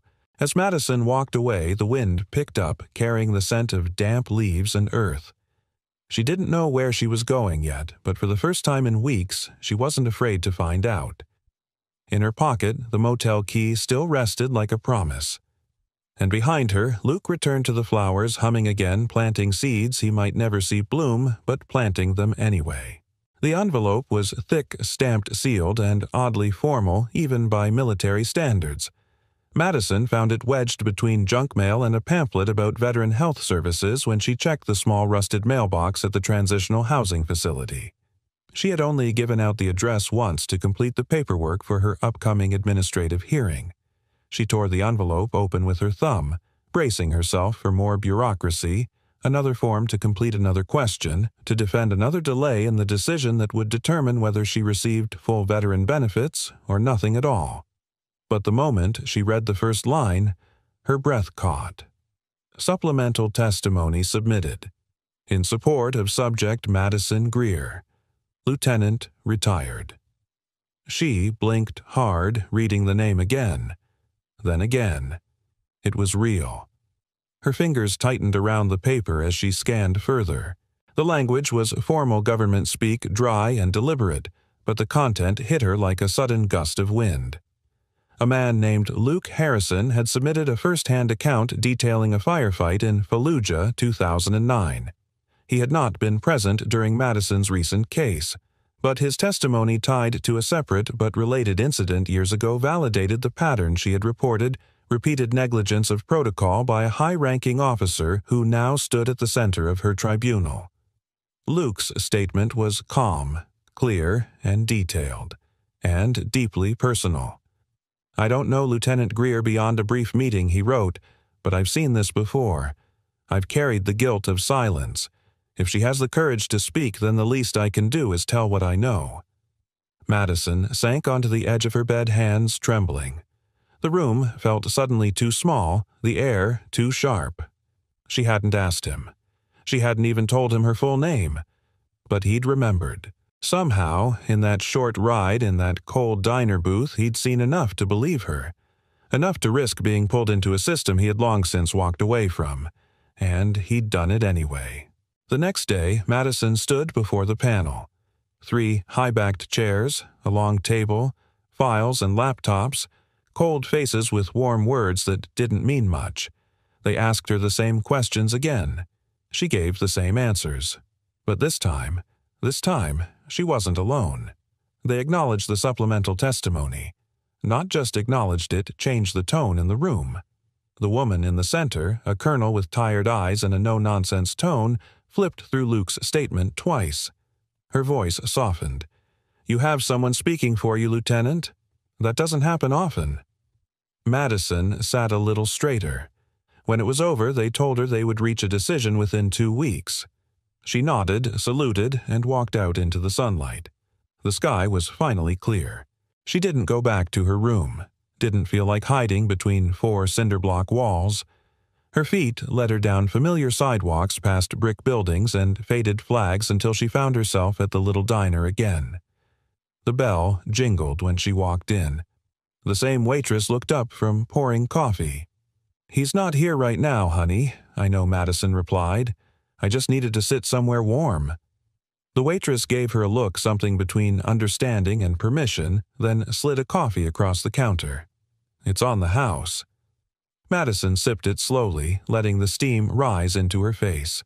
Then she pulled a folded note from her jacket. Not an official document. Just a thank-you letter. Personal. Honest. She had written it 3 times and torn it up each time. This version she kept. An hour later, she walked back to the church. The back gate was open. The leaves had started to turn the first golds and ambers of a slow-coming fall scattered along the gravel path. Luke was fixing a section of chain-link fence behind the playground. His jacket hung on a post, and Ellie, his daughter, sat cross-legged on a picnic bench nearby, drawing with markers on a notepad. When she saw Madison, her face lit up. "Dad, it's the rain lady." Luke looked up, a wrench still in hand. "Madison," she offered a sheepish wave. "Your daughter's got a good memory." Ellie held up a drawing. "It's you. I drew your army jacket and your boots. Want it?" Madison knelt down, touched by the simple gesture. The picture was crude but sweet, her under a gray sky, a stick figure in camouflage, smiling faintly. "Thank you," she whispered. Luke came over, wiping his hands on his jeans. He didn't ask why she was there. She handed him the letter. "I didn't know how else to say thank you," she said. "But I wanted you to know what your words did." He took the note, but didn't open it. Just tucked it into his back pocket like it was something sacred. "I meant them," he said simply. "I know." A beat of silence passed. Wind rustled through the playground slide. Birds chirped as if the world had decided to start singing again.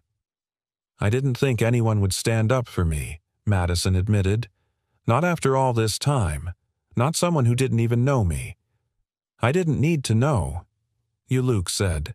"I've seen enough to recognize the look in someone's eyes when they're carrying more than they should." He paused, then added quietly, "I know what it's like to speak out too late." Madison looked at him. then not as a stranger who'd offered kindness in the rain, but as a man with his own scars, his own ghosts. And something else, the quiet strength of someone who decided to keep showing up even when no one was watching. "Sometimes late is still right on time," she said.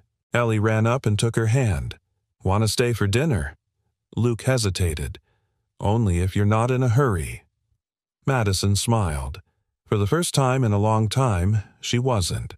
And in that small moment, under an open sky with leaves beginning to fall, 3 people sat on a porch with spaghetti and lemonade. And not a single one of them was alone.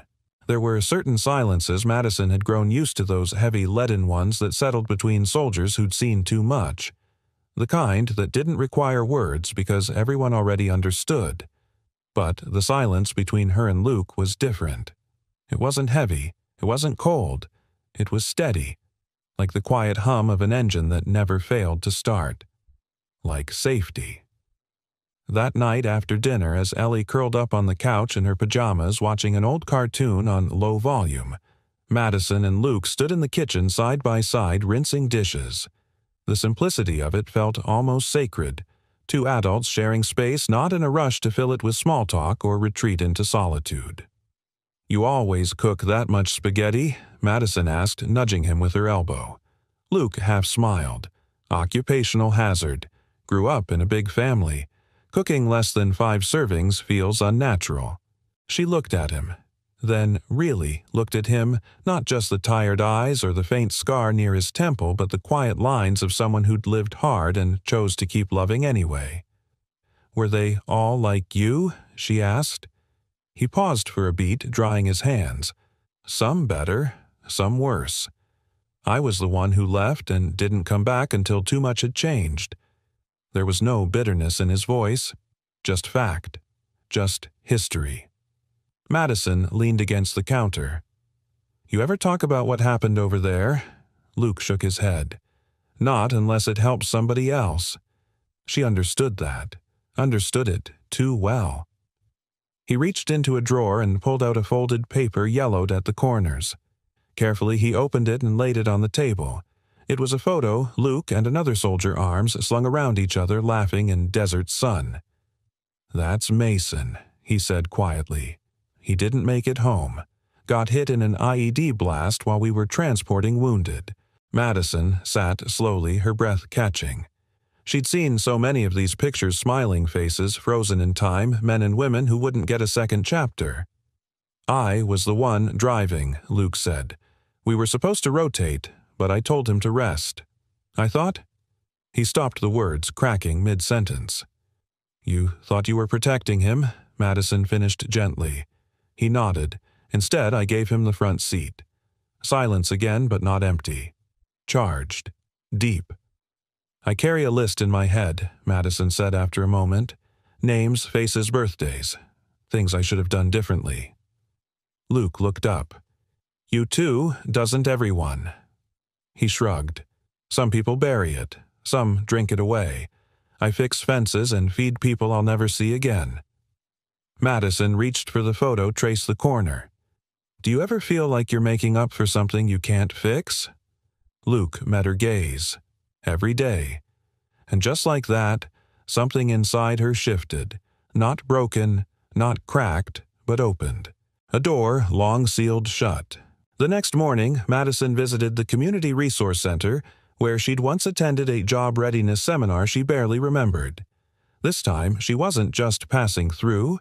She filled out an application for a part-time program assisting veterans with reintegration, something Maria Torres had mentioned in passing weeks ago, but Madison hadn't been ready for then. Now, she was. Afterward, she returned to the church not because she needed to, but because she wanted to. Luke was out back again this time, repairing a swing set. The metal frame rusted but sturdy. "Need a hand," she called. He didn't look surprised to see her, just passed her a wrench like it was the most natural thing in the world. As they worked, he nodded toward Ellie, who was on the steps coloring. "She's why I didn't spiral after I got out," he said softly. "When you've got someone depending on you, it changes the way you process pain." Madison tightened a bolt. You ever feel like you're just barely holding things together? Only on the days that end in E. She laughed, really laughed for the first time in what felt like years. Later, as they packed up the tools, Luke said, "You know, there's something I didn't tell you." Madison raised a brow. "That's ominous." He hesitated. "I didn't plan to testify. I didn't even know your full name until I heard the girl at the diner call you Lieutenant. I recognized the unit. Looked it up. What you were doing. It hit me." Madison waited, heart stilled. "You were trying to say what I never could, what I should have said when it was my turn." He met her eyes then, and there was nothing performative in it. No savior complex, no dramatic flair. Just a man who once walked away from his own truth and saw someone brave enough to do what he hadn't. "I didn't want to fail you, too," he added. Madison felt tears prick the corners of her eyes. Not from guilt, not even from sorrow, but from something deeper being seen. "I didn't think anyone noticed," she whispered. "I noticed," Luke said, "and I wasn't the only one." That night, as she walked back to her room under a cloud-streaked sky, Madison stopped at a mailbox on the corner. She held an envelope in her hand, a letter addressed not to an office or an appeal board, but to someone she hadn't spoken to in a long time, her younger brother Sam. He'd served, too. Left the military years before her. They hadn't spoken since the day she blew the whistle he'd thought it was a betrayal, that she should have kept quiet. But now she wanted him to know she didn't walk away, and neither did the man who stood with her when she didn't even know she needed it. She slid the letter into the box, exhaled slowly, and looked up. Above her, the clouds had parted just enough to show a single shining star. Not much, but just enough. The next Saturday morning was soft and golden, the kind of autumn day that made you believe the world hadn't given up on beauty just yet. Sunlight filtered through amber leaves as Madison walked up the cracked walkway to Luke's modest home. The porch creaked as she stepped onto it. For the first time in a long while, her heart was oddly light. She wasn't sure if she was visiting as a friend or just someone trying to hold on to what made her feel steady. The screen door opened before she could knock. Ellie stood there, all gap-toothed grin and sleepy eyes, wearing a hoodie 2 sizes too big and socks that didn't match. She didn't say hi or ask why Madison was there. She simply said, "You're just in time. We haven't started the pancakes yet." Madison blinked. "That's very specific hospitality." Ellie shrugged.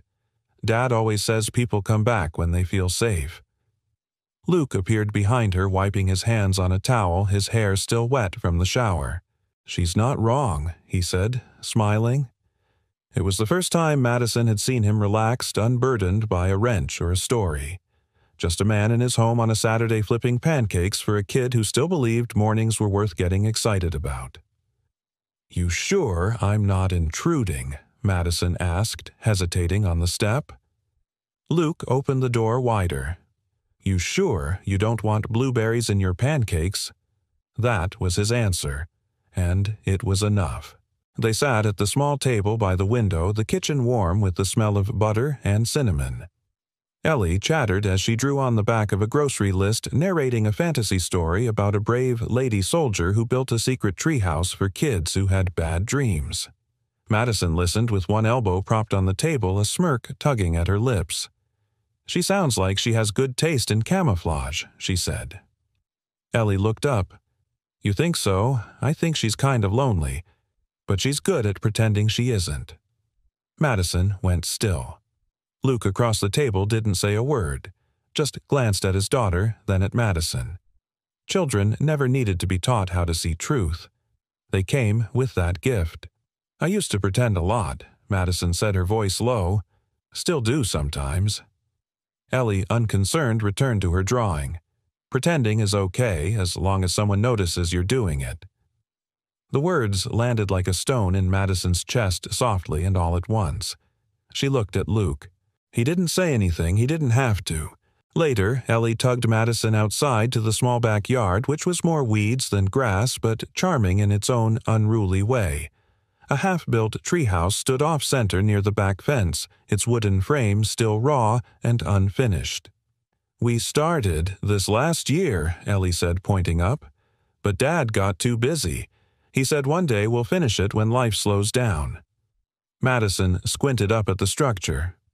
"You think it ever will slow down?" Ellie asked. Madison nodded. "Nope," Ellie said cheerfully, "but we can still finish the treehouse anyway." It was the kind of logic only a child could deliver, and somehow it made more sense than anything Madison had heard in months. "I think we can work with that," she murmured. She stepped back and surveyed the project. "You got a hammer." Ellie grinned and darted toward the shed. Luke walked out onto the porch just as Madison rolled up her sleeves. "I'm not sure you know what you're signing up for." "I built field barracks in monsoons," Madison said. "I think I can handle a treehouse." Luke tilted his head.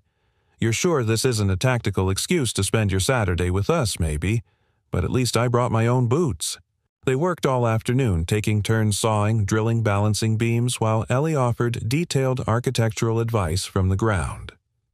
Madison hadn't used her hands like this in years, not for anything that didn't involve signing forms, filling reports, or holding on through the night. As she drilled the last bolt into a crossbeam, she felt something inside her settle. A rhythm, a sense of place. It wasn't about building something tall or grand. It was about building something that didn't need to be perfect, only present. Just like people. By late afternoon, they sat on the porch steps with lemonade and tired arms. Ellie had passed out inside, curled up with her drawing pad still in hand. "She draws you a lot," Luke said. Madison chuckled.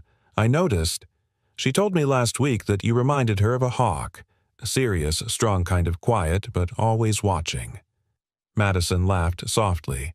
"That might be the best compliment I've ever gotten." Luke looked at her then, not just across the porch, but into her. The way people do when they've stopped being afraid to ask the questions that matter. "You ever think about staying?" The words hung in the air. Madison didn't flinch. "Sometimes," she said. "But I don't know if I know how." "You learn by trying," he said. "Same way you learn how to hold a hammer or read a kid's mind." She looked out over the yard, the treehouse standing proudly in the late light.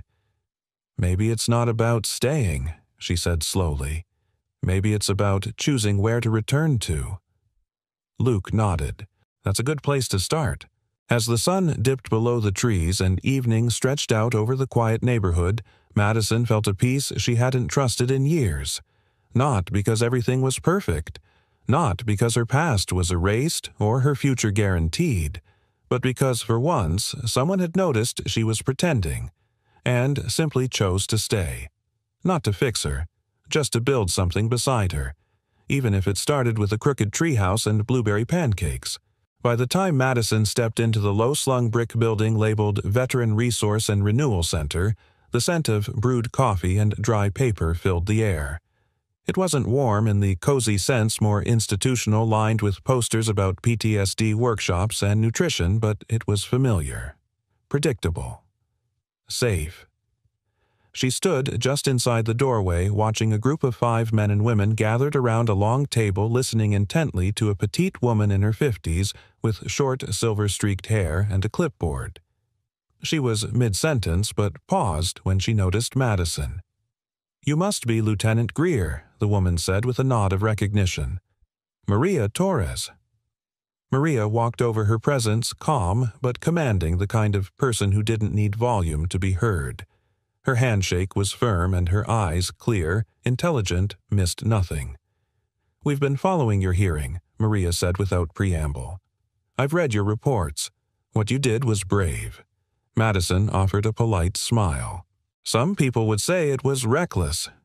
Maria returned a knowing look. "Usually the ones it exposes." Madison exhaled softly. "I'm not here for congratulations. I'm just trying to figure out where I fit now. You and half the people in this building." Maria gestured for her to follow. "Come, sit in for the second half of today's workshop. No pressure to speak. Just observe." They entered the back of the room. A circle of veterans sat, some in uniform, some in plain clothes, all bearing the quiet exhaustion of people who had returned from something no one else could see. Their faces were lined with years, stories, guilt, strength. Madison knew those expressions intimately. Today's topic is re-entry identity, Maria continued. Who you were in service, who you think you're supposed to be now, who you're allowed to become. One man spoke up first, maybe 50 hands, rough knees, bouncing with nervous energy. I feel like I was important once. Now I just get in the way at the grocery store. A woman added, I can't even sleep next to my husband anymore. He breathes too softly. I wake up thinking I've lost someone. Heads nodded, murmured agreements, and then a long silence. Maria turned to Madison. Lieutenant Madison stiffened slightly. She hadn't planned to talk, but the eyes around the room weren't demanding, just hopeful.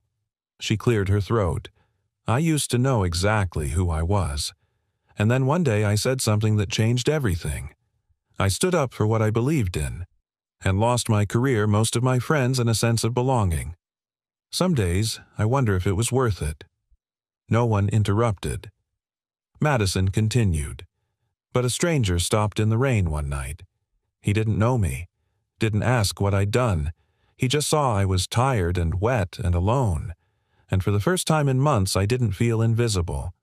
The room was still. It reminded me that the uniform wasn't the only thing that made me worth saving. Maria, her voice soft, said, That's the kind of reminder most of us need. After the session, Madison stepped into the hallway, emotionally drained but strangely lighter. Maria walked beside her. I'd like you to consider joining our peer support facilitation program, she said. You've got experience, and more importantly, you've got presence. Madison raised an eyebrow. Presence. People listen when you speak, because you only speak when it matters. Madison laughed under her breath. I've been accused of being too quiet. Then let me reframe it, Maria said. You don't waste air. That's rare. Madison didn't give her answer right away, but something inside her already knew. That evening, Madison made her way back to Luke's place. She hadn't called ahead. Somehow, she didn't think she had to. The porch light was already on when she arrived. Ellie was lying on her stomach in the living room, drawing what looked like a castle with antennas. Luke sat on the couch reading an old paperback glasses sliding halfway down his nose. When Madison stepped inside, Ellie looked up and announced, I drew you again. Madison laughed. Oh, what am I doing this time? Ellie held up the picture. It was a stick figure version of Madison standing in front of a classroom of other stick figures, all of them smiling. You're helping the ones with invisible OEs, she explained. Like Daddy's shoulder, but in their heads. Madison blinked. Luke set his book aside. You okay? She nodded slowly. I think I might have found something today. Or maybe it found me. He waited.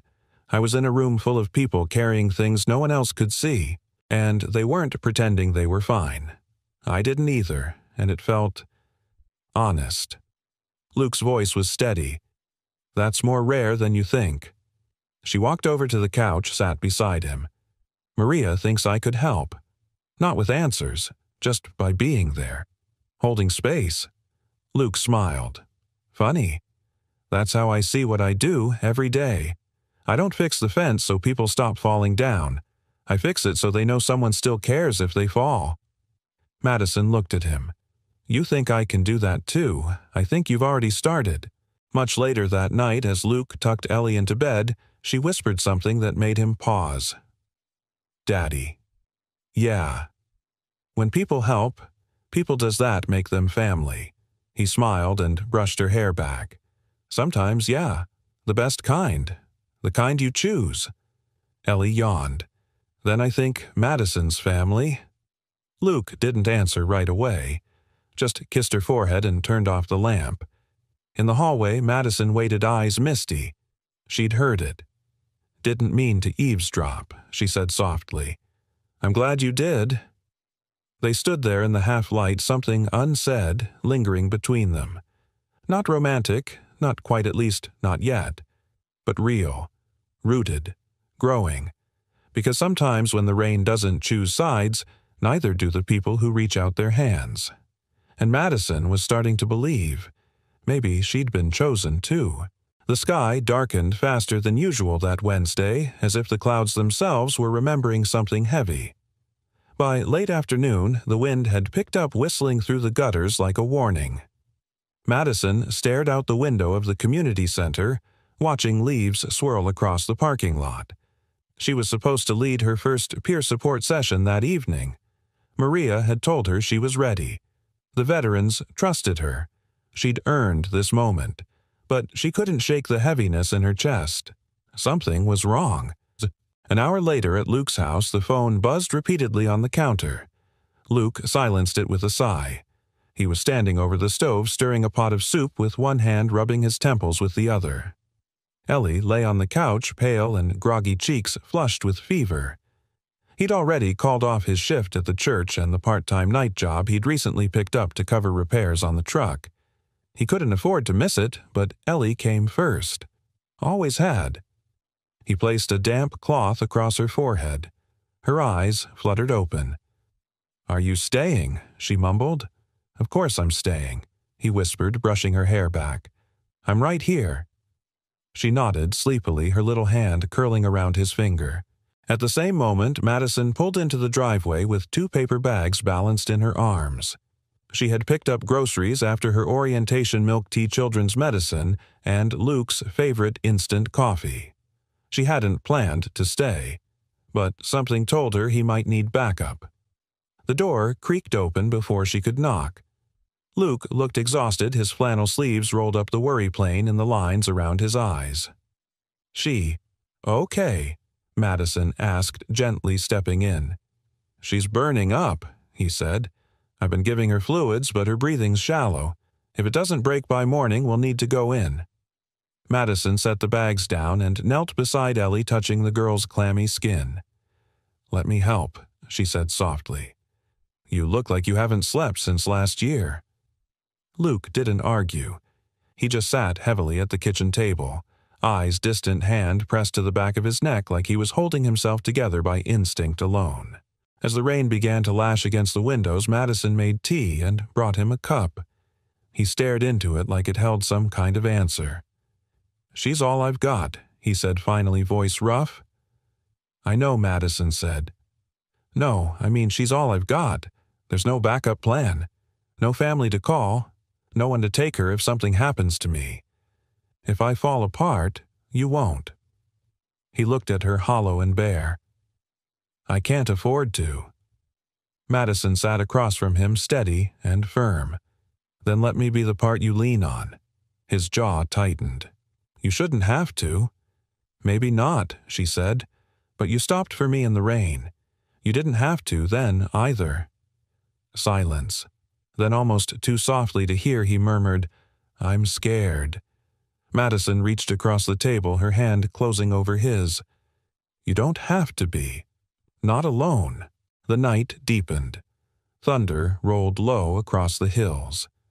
Madison stayed. She helped Luke sponge Ellie's forehead, read her books aloud when she stirred, and sat with Luke through the long stretches of quiet. At 2 a.m., the fever finally broke. Ellie, still half asleep, murmured, "Did the storm go away?" Madison kissed her temple. "Not yet, sweetheart. But we're here with you." In the living room, Luke exhaled so deeply it was almost a sob. He rubbed his face and stood slowly, muscles aching from tension and hours of stillness. "Thank you," he said. "You didn't have to stay." "I wasn't leaving," Madison replied. And she meant it. The next morning brought a fragile calm. Sunlight broke through the clouds in streaks, drying the sidewalks and painting the wet leaves in shades of fire and gold. Ellie sat up on the couch, sipping warm broth. Madison sat beside her, gently braiding the girl's tangled hair. Luke stepped outside for a moment of air, the first he'd taken in what felt like days. When he came back in, he found Madison kneeling near Ellie's backpack, helping her sort out school papers and coloring pages. She looked up, smiled softly. "Guess I missed my session last night," she said. He tilted his head. "You led one here." She stood and brushed off her knees. "I never imagined myself part of a family again. Not like this. Not—" Quietly. Luke stepped closer. "It's not quiet. It's just not loud in the way we were trained to hear." He paused. "You could stay, you know. I mean, not permanently if you're not ready. Just longer. As long as you want." Madison looked at him. Not with fear, not with doubt, but with the steady, measured understanding of someone who'd known battlefields of every kind and finally found one worth defending with tenderness. "I already have," she said. That afternoon, after Ellie drifted into a deep, healing sleep, Madison stepped outside. The porch was warm in the late sun. She pulled out her notebook, the one she hadn't touched in months. She opened to a blank page and wrote one line, "You don't need to be strong alone. You just need someone who won't walk away." She closed the book gently. Inside, Luke was humming a familiar tune as he washed the soup pot. There were no trumpets, no victory parades, just two hands moving in rhythm and the quiet hum of a house that, for the first time in a long time, felt like home. The storm had come and passed, but what stayed behind was something far more powerful. The community center was quiet that morning. No footsteps in the hall, no shuffling chairs or murmured greetings. Just sunlight filtering through the dusty blinds and the soft click of Maria's pen tapping against her clipboard. Madison sat across from her in the office, hands folded over a piece of stationery. She had borrowed it from the front desk, a plain white page with a faint navy border. No emblem, no insignia, just space. The words were already written, in ink, in her own voice. Maria hadn't asked what was in the letter. She simply said, "When you're ready." Madison wasn't sure she was, but she was here, and that had to count for something. The night before, after Luke and Ellie had gone to bed, Madison had walked out onto the porch alone. The air was cool, still carrying the scent of the storm. She sat with her knees drawn up, the notebook open in her lap, heart heavier than she'd expected. She had meant to write something simple. A thank you, perhaps. A reflection on how far she had come. But what came out was something else entirely. It started with, "To the stranger who stopped in the rain. You didn't ask my name. You didn't ask what I had done or what I had lost. You only saw that I was cold-tired and human. And in a world that constantly asks us to prove our worth, that was the most radical kindness I've ever known." The rest of the letter spilled like breath slow, careful, full of things she hadn't allowed herself to say. She wrote about the day she filed her report, about the silence that followed, the colleagues who looked the other way, the commanding officer who called her emotional, the months of investigations, the nights she barely slept. She wrote about the fear that no one would ever believe her again. And then she wrote about him, Luke, how one act of decency cracked something open, how he never asked for anything in return, how Ellie's quiet acceptance healed places inside Madison that even the military couldn't reach. "You gave me shelter," she wrote, "but more than that, you gave me a reason to believe that the war I fought was not for nothing." When she finished the letter, she stared at it for a long time. It didn't feel like closure. It felt like continuation. Back in the present, Maria gestured toward the open door. "The group's starting." "You still want to read it?" Madison nodded. "Yes, I think they need to hear it. I think I do." They entered the common room. A dozen veterans sat in the circle, familiar faces now. One man with a prosthetic leg balanced a cup of coffee on his knee. A woman with salt and pepper braids nodded as Madison took her seat. Maria gave her a quiet nod. It was time. Madison cleared her throat. "I wrote this last night," she said. "I didn't know I needed to until I did. It's not directed at anyone in particular, but maybe you'll see parts of yourself in it." "I know I did." She unfolded the letter and began to read. Silence settled as she spoke, not the hollow kind, but full and reverent. Madison's voice didn't shake, not from fear, but from depth. Each word landed like a soft footfall on sacred ground. When she reached the end, her final line, "I am not healed, but I am no longer invisible." There wasn't applause, there were no cheers, only the kind of stillness that meant people were listening, and one by one, veterans began to nod. The man with the prosthetic whispered, "That's the first time I've heard someone say what I've felt." Another woman reached over and touched Madison's hand. "Thank you," she said simply, "for carrying that until the rest of us could hear it." Maria, standing in the back of the room, blinked back something close to tears. Later, she told Madison that letter was a mirror, and for the first time some of them saw their reflection and didn't look away. That afternoon, Madison placed a copy of the letter in a sealed envelope and handed it to Maria. "For the new guys," she said, "in case they come in on a day I can't be here." Maria smiled. "You will always be here, even when you're not." Outside, the autumn wind picked up scattering leaves across the sidewalk like gold coins from a broken jar. Madison stood under the awning watching them fall. She thought about Luke, how he'd told her once that helping people wasn't about fixing them. It was about not walking away when the pain made them hard to love.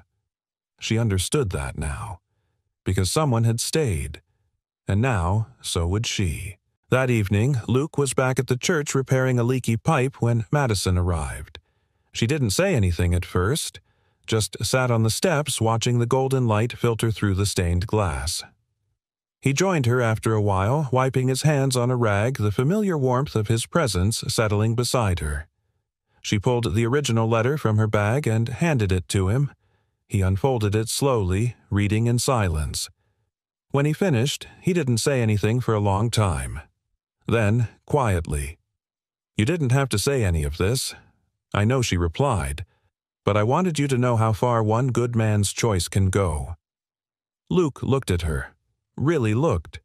"You're not invisible either," he said, and in that moment, no one was. Not the girl in the rain, not the man with the wrench, not the little girl inside sleeping peacefully for the first time in days. The letter had begun in the storm, but where it ended was here, in sunlight, with hearts still mending, but no longer alone. The first frost of the season came with little warning. A thin veil of silver clung to rooftops, curled around the edges of windows, and coated the town in a soft, silent shimmer. Madison rose early, tugging on a thick sweater, her breath visible in the dim kitchen light as she poured 2 mugs of coffee, one black one with cream. Luke would be arriving soon to help prep for the veterans' morning workshop. But even before he knocked, she heard the familiar rhythm of his boots on the porch. She opened the door with a smile. "Do you ever knock?" she asked. He lifted one brow. "Would it make me more polite, or just less predictable?" She handed him the coffee. "Both." Luke stepped inside, grateful for the warmth. His cheeks were pink from the chill, his eyes a little heavier than usual. "You all right?" Madison asked, closing the door behind him. He nodded, then hesitated. "Got a letter last night." Madison set her mug down. From who Luke pulled an envelope from his coat pocket. He handed it to her unsealed. Her eyes scanned the header center for veteran reintegration and community support position offer. Transitional support trainer. Her brows rose. "This is, they want me to join, full-time," Luke said. "Facilitate field workshops, train incoming volunteers, even speak on behalf of the center during community outreach events." Madison's heart jumped. "That's incredible." Luke didn't smile. I turned it down. The silence was sudden, sharp. "You what?" She said, not out of judgment, but disbelief. He ran a hand through his hair. "I've got Ellie. I've got the church work. You've got a chance to step into something bigger than you," Madison cut in gently. "You know that, right?" He looked at her. "I do, and it terrifies me." Madison sat on the armrest of the couch mug balanced on her knee. "Why?" she asked softer now. "Because I already tried being someone once. When I was a corpsman. When I thought maybe I mattered. And when I lost Mason, when I came back broken, I wasn't useful anymore. I was just..." a man who used to be something. She let his words hang in the air, let the truth of them settle like dust. Then she said, "You've never stopped being someone, Luke. You just stopped believing other people needed you. But they do. I do." He looked away, jaw clenched. "I'm not sure I know how to lead anymore," he murmured. Madison got up, walked over and placed the letter back in his hand. Then, do it scared. Later that week, Luke accepted the offer. Quietly, no announcement, no celebration. Just a nod to Maria across the hall, a signature on a dotted line, and the understanding that he was finally walking back into something that had once broken him with new strength, and this time not alone. Madison watched from the doorway as he met with the program director, his posture straight, his voice calm. When their eyes met across the room, he gave her the smallest smile. It was enough. The following Sunday, Ellie stood proudly beside the nearly finished treehouse as Luke fastened the final railing into place. Madison helped secure the ladder, and the three of them stepped back to admire their handiwork. "Looks crooked," Luke said. "Looks real," Madison replied. Ellie twirled in the grass. "It looks like it belongs here," and that Madison thought was the whole point. That afternoon they set up a small picnic beneath the tree. Ellie arranged her dolls in a perfect row. Luke brought out sandwiches and too many napkins. Madison brought the last piece of her past that needed releasing, a folded letter she hadn't shown anyone. She'd written it to herself, to the soldier version of her, to the woman who thought courage was loud and lonely. You don't have to carry the burden alone to be brave. You just have to keep showing up even when you're tired, especially when you're tired. Luke noticed the letter in her hand. "Another one?" he asked. Madison smiled. "The last one." She tucked it beneath a stone by the treehouse base. A small ritual, a quiet goodbye. That evening, as twilight softened the sky, Luke pulled a small hand-carved plaque from his truck. Madison watched as he climbed up the treehouse ladder and nailed it above the entryway. When he came down, Ellie clapped. Madison leaned in to read the inscription. "Welcome home. No more rain, no more waiting. Just wood and nails and people choosing each other again and again." Back inside, Ellie fell asleep with a flashlight in hand and her favorite book open across her chest. Madison tucked the blanket around her shoulders. Luke stood in the doorway, arms crossed, his expression soft. "She loves you," he said quietly. Madison turned. "I love her." Luke took a step forward. "She's not the only one." The room seemed to hold its breath, and Madison, after all she had endured, didn't step back, didn't second-guess. She simply whispered, "I know." They didn't kiss. Not yet. But something passed between them, firm, unspoken, and more real than anything that could be rushed. A promise not of perfection, but of presence. Of staying. That night, as the wind gently rustled through the trees, Madison lay awake beneath the same roof she once hesitated to enter. She stared at the ceiling, her fingers laced over her chest, a smile tugging at the corners of her mouth. She wasn't fighting anymore. Not for validation. Not for survival. Just for joy. For peace. For the kind of love that showed up in the rain and never left. And maybe, just maybe, that was the kind that stayed. The knock came just after breakfast. Not rushed, not timid. 3 firm taps on the door like someone who belonged there, even if they hadn't been there before. Madison looked up from her cup of tea still warm in her hands. Luke glanced toward the front door with a flicker of curiosity. Ellie was coloring at the kitchen table, humming softly to herself, oblivious. Luke opened the door. A sharply dressed woman in her early 40s stood on the porch. Her dark wool coat was still dusted with the last flakes of morning frost. Her clipboard was tucked against her chest, but it was the badge clipped to her lapel that caught Madison's attention. Veteran Advocacy and Outreach, National Office. "Luke Harrison," the woman asked, glancing past him to the living room. "Yes," he said cautiously. She smiled. "You were referred by Maria Torres and the local reintegration board.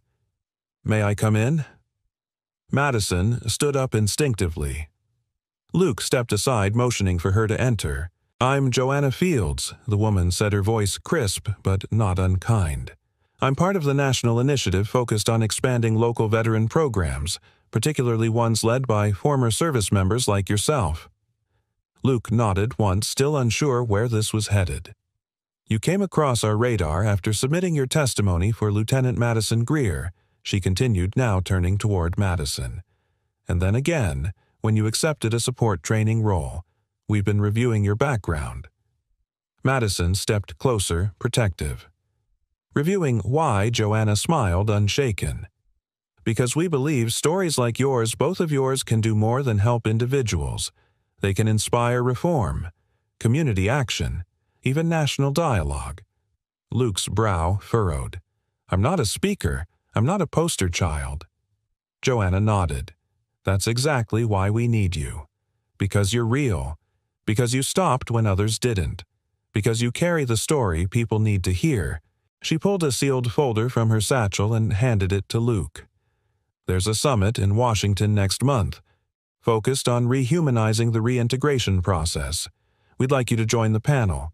Talk about what happens after the uniform comes off. We want your voice, your experience, your integrity." Luke opened the folder slowly. Inside was a formal invitation, reimbursement for travel, a speaking itinerary, his name printed in bold. He exhaled. "I'm a single dad. We have accommodations for families. You'd all be welcome." Joanna looked between them both. "You don't have to decide now. Just consider what a room full of decision-makers could learn from someone who chose kindness over convenience." After she left, silence filled the space. Ellie broke it first. "Does this mean we get to go to Washington like in my book report?" Madison knelt beside her. "Maybe.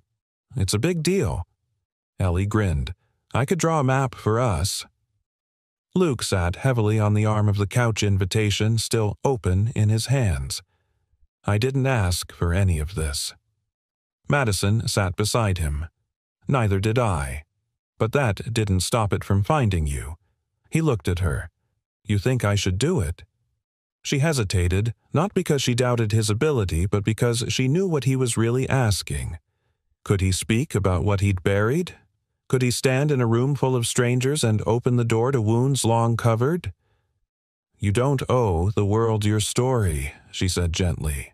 "But if you're ready, if you want to use it to build something, then maybe this is the moment that story stops being about pain and starts being about purpose." Luke looked down at the folder again. "I've spent years feeling like I didn't do enough, like kindness wasn't enough." Madison touched his hand. "But it was. It is. You changed my life, Luke, that night in the rain. That wasn't small. That was everything." They talked about it over dinner. Madison, Luke, and Ellie, who was already suggesting they visit the Lincoln Memorial and some place that sells pancakes shaped like states. By nightfall, Luke had made his decision. Not with a speech, not with fanfare, but by quietly placing the folder on the kitchen table and beginning to fill out the acceptance form. The next few weeks moved quickly. Maria helped him prep with mock interviews and presentation tips. Madison rewrote parts of his old journal entries into outlines he could draw from. Ellie designed a tiny cardboard model of the Capitol building and insisted they practice his speech beside it. And through it all, something shifted between Luke and Madison, not rushed, not dramatic, but deeply rooted. They were no longer two people orbiting the same hurt. They were becoming partners in healing. The night before they left for Washington, Madison stepped onto the porch and found Luke leaning on the railing.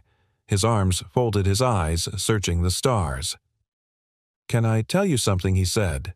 She joined him, nodding. "That night I picked you up. I almost didn't stop." She turned to him, surprised. "I saw the uniform, the soaked bag, the look on your face, and I thought, she's just like me, and if I stop, I might have to feel something again."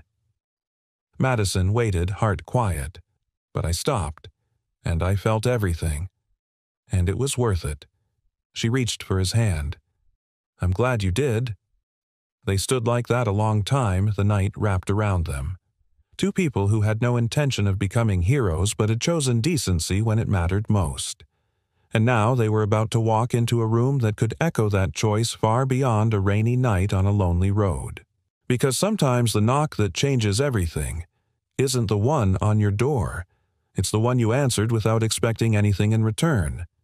And for Luke Harrison, that knock had already come. Now it was his turn to pass it forward.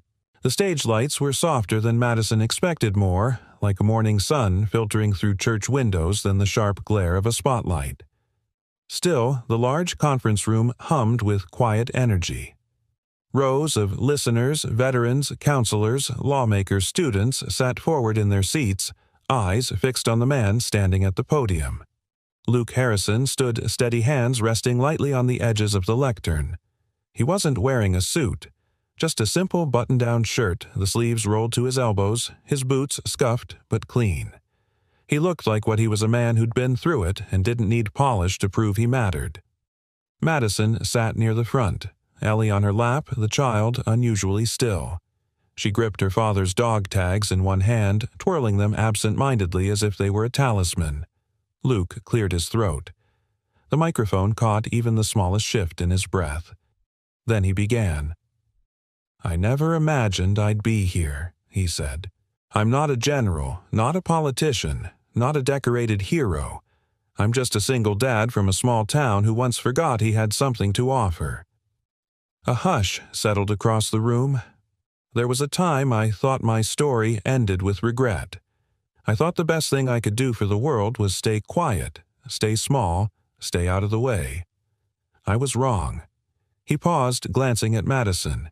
She gave him a quiet nod, her chest tight. Because then one night in the rain I saw someone who looked like I felt, someone carrying things the world couldn't see. And I stopped. Just that. I stopped. He looked down at the lectern, his voice thickening. And that choice, it didn't just help her, it saved me too. He straightened, hands steady again. We talk a lot about serving, about sacrifice. But I've learned something in the years since I took off. The uniform service doesn't end when you come home. Sometimes it begins again, in quieter ways, with one act of kindness. One person choosing not to walk away. A ripple of stillness spread through the room. Some blinked back tears. Others simply sat with faces turned inward as if remembering their own moment, someone who stayed. Someone who saw them. Luke continued, "You don't have to fix everything. You just have to show up. For your neighbor, your daughter, a stranger on the side of the road. Because the most lasting change doesn't happen in policy, it happens in presence." And then he ended with words that no one in the audience would forget. "I didn't write a speech. I just wrote a letter once.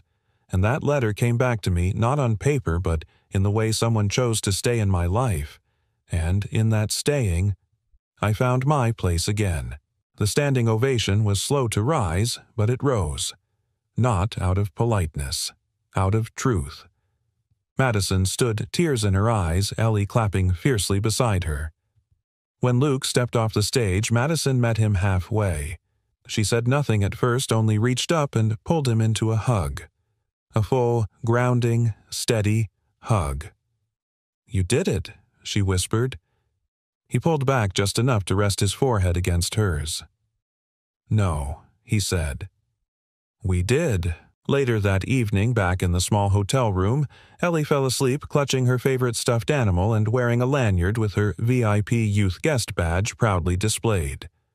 Luke and Madison sat on the balcony watching the city lights flicker beneath a soft navy sky. Neither of them spoke for a while. The silence was full, not empty. Finally, Madison reached into her bag and pulled out an envelope. A fresh one, handwritten.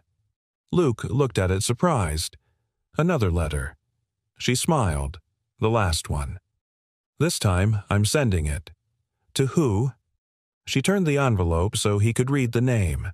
"To any soldier who thinks the battle is over when the war ends." Luke blinked. "Where's it going?" "Maria's putting together a welcome package for veterans re-entering civilian life. This'll be part of it." She exhaled. They'll get a letter from someone who survived the silence, someone who still believes that the rain doesn't mean the journey ends. It just makes the next step harder and more worth it. Luke reached for her hand.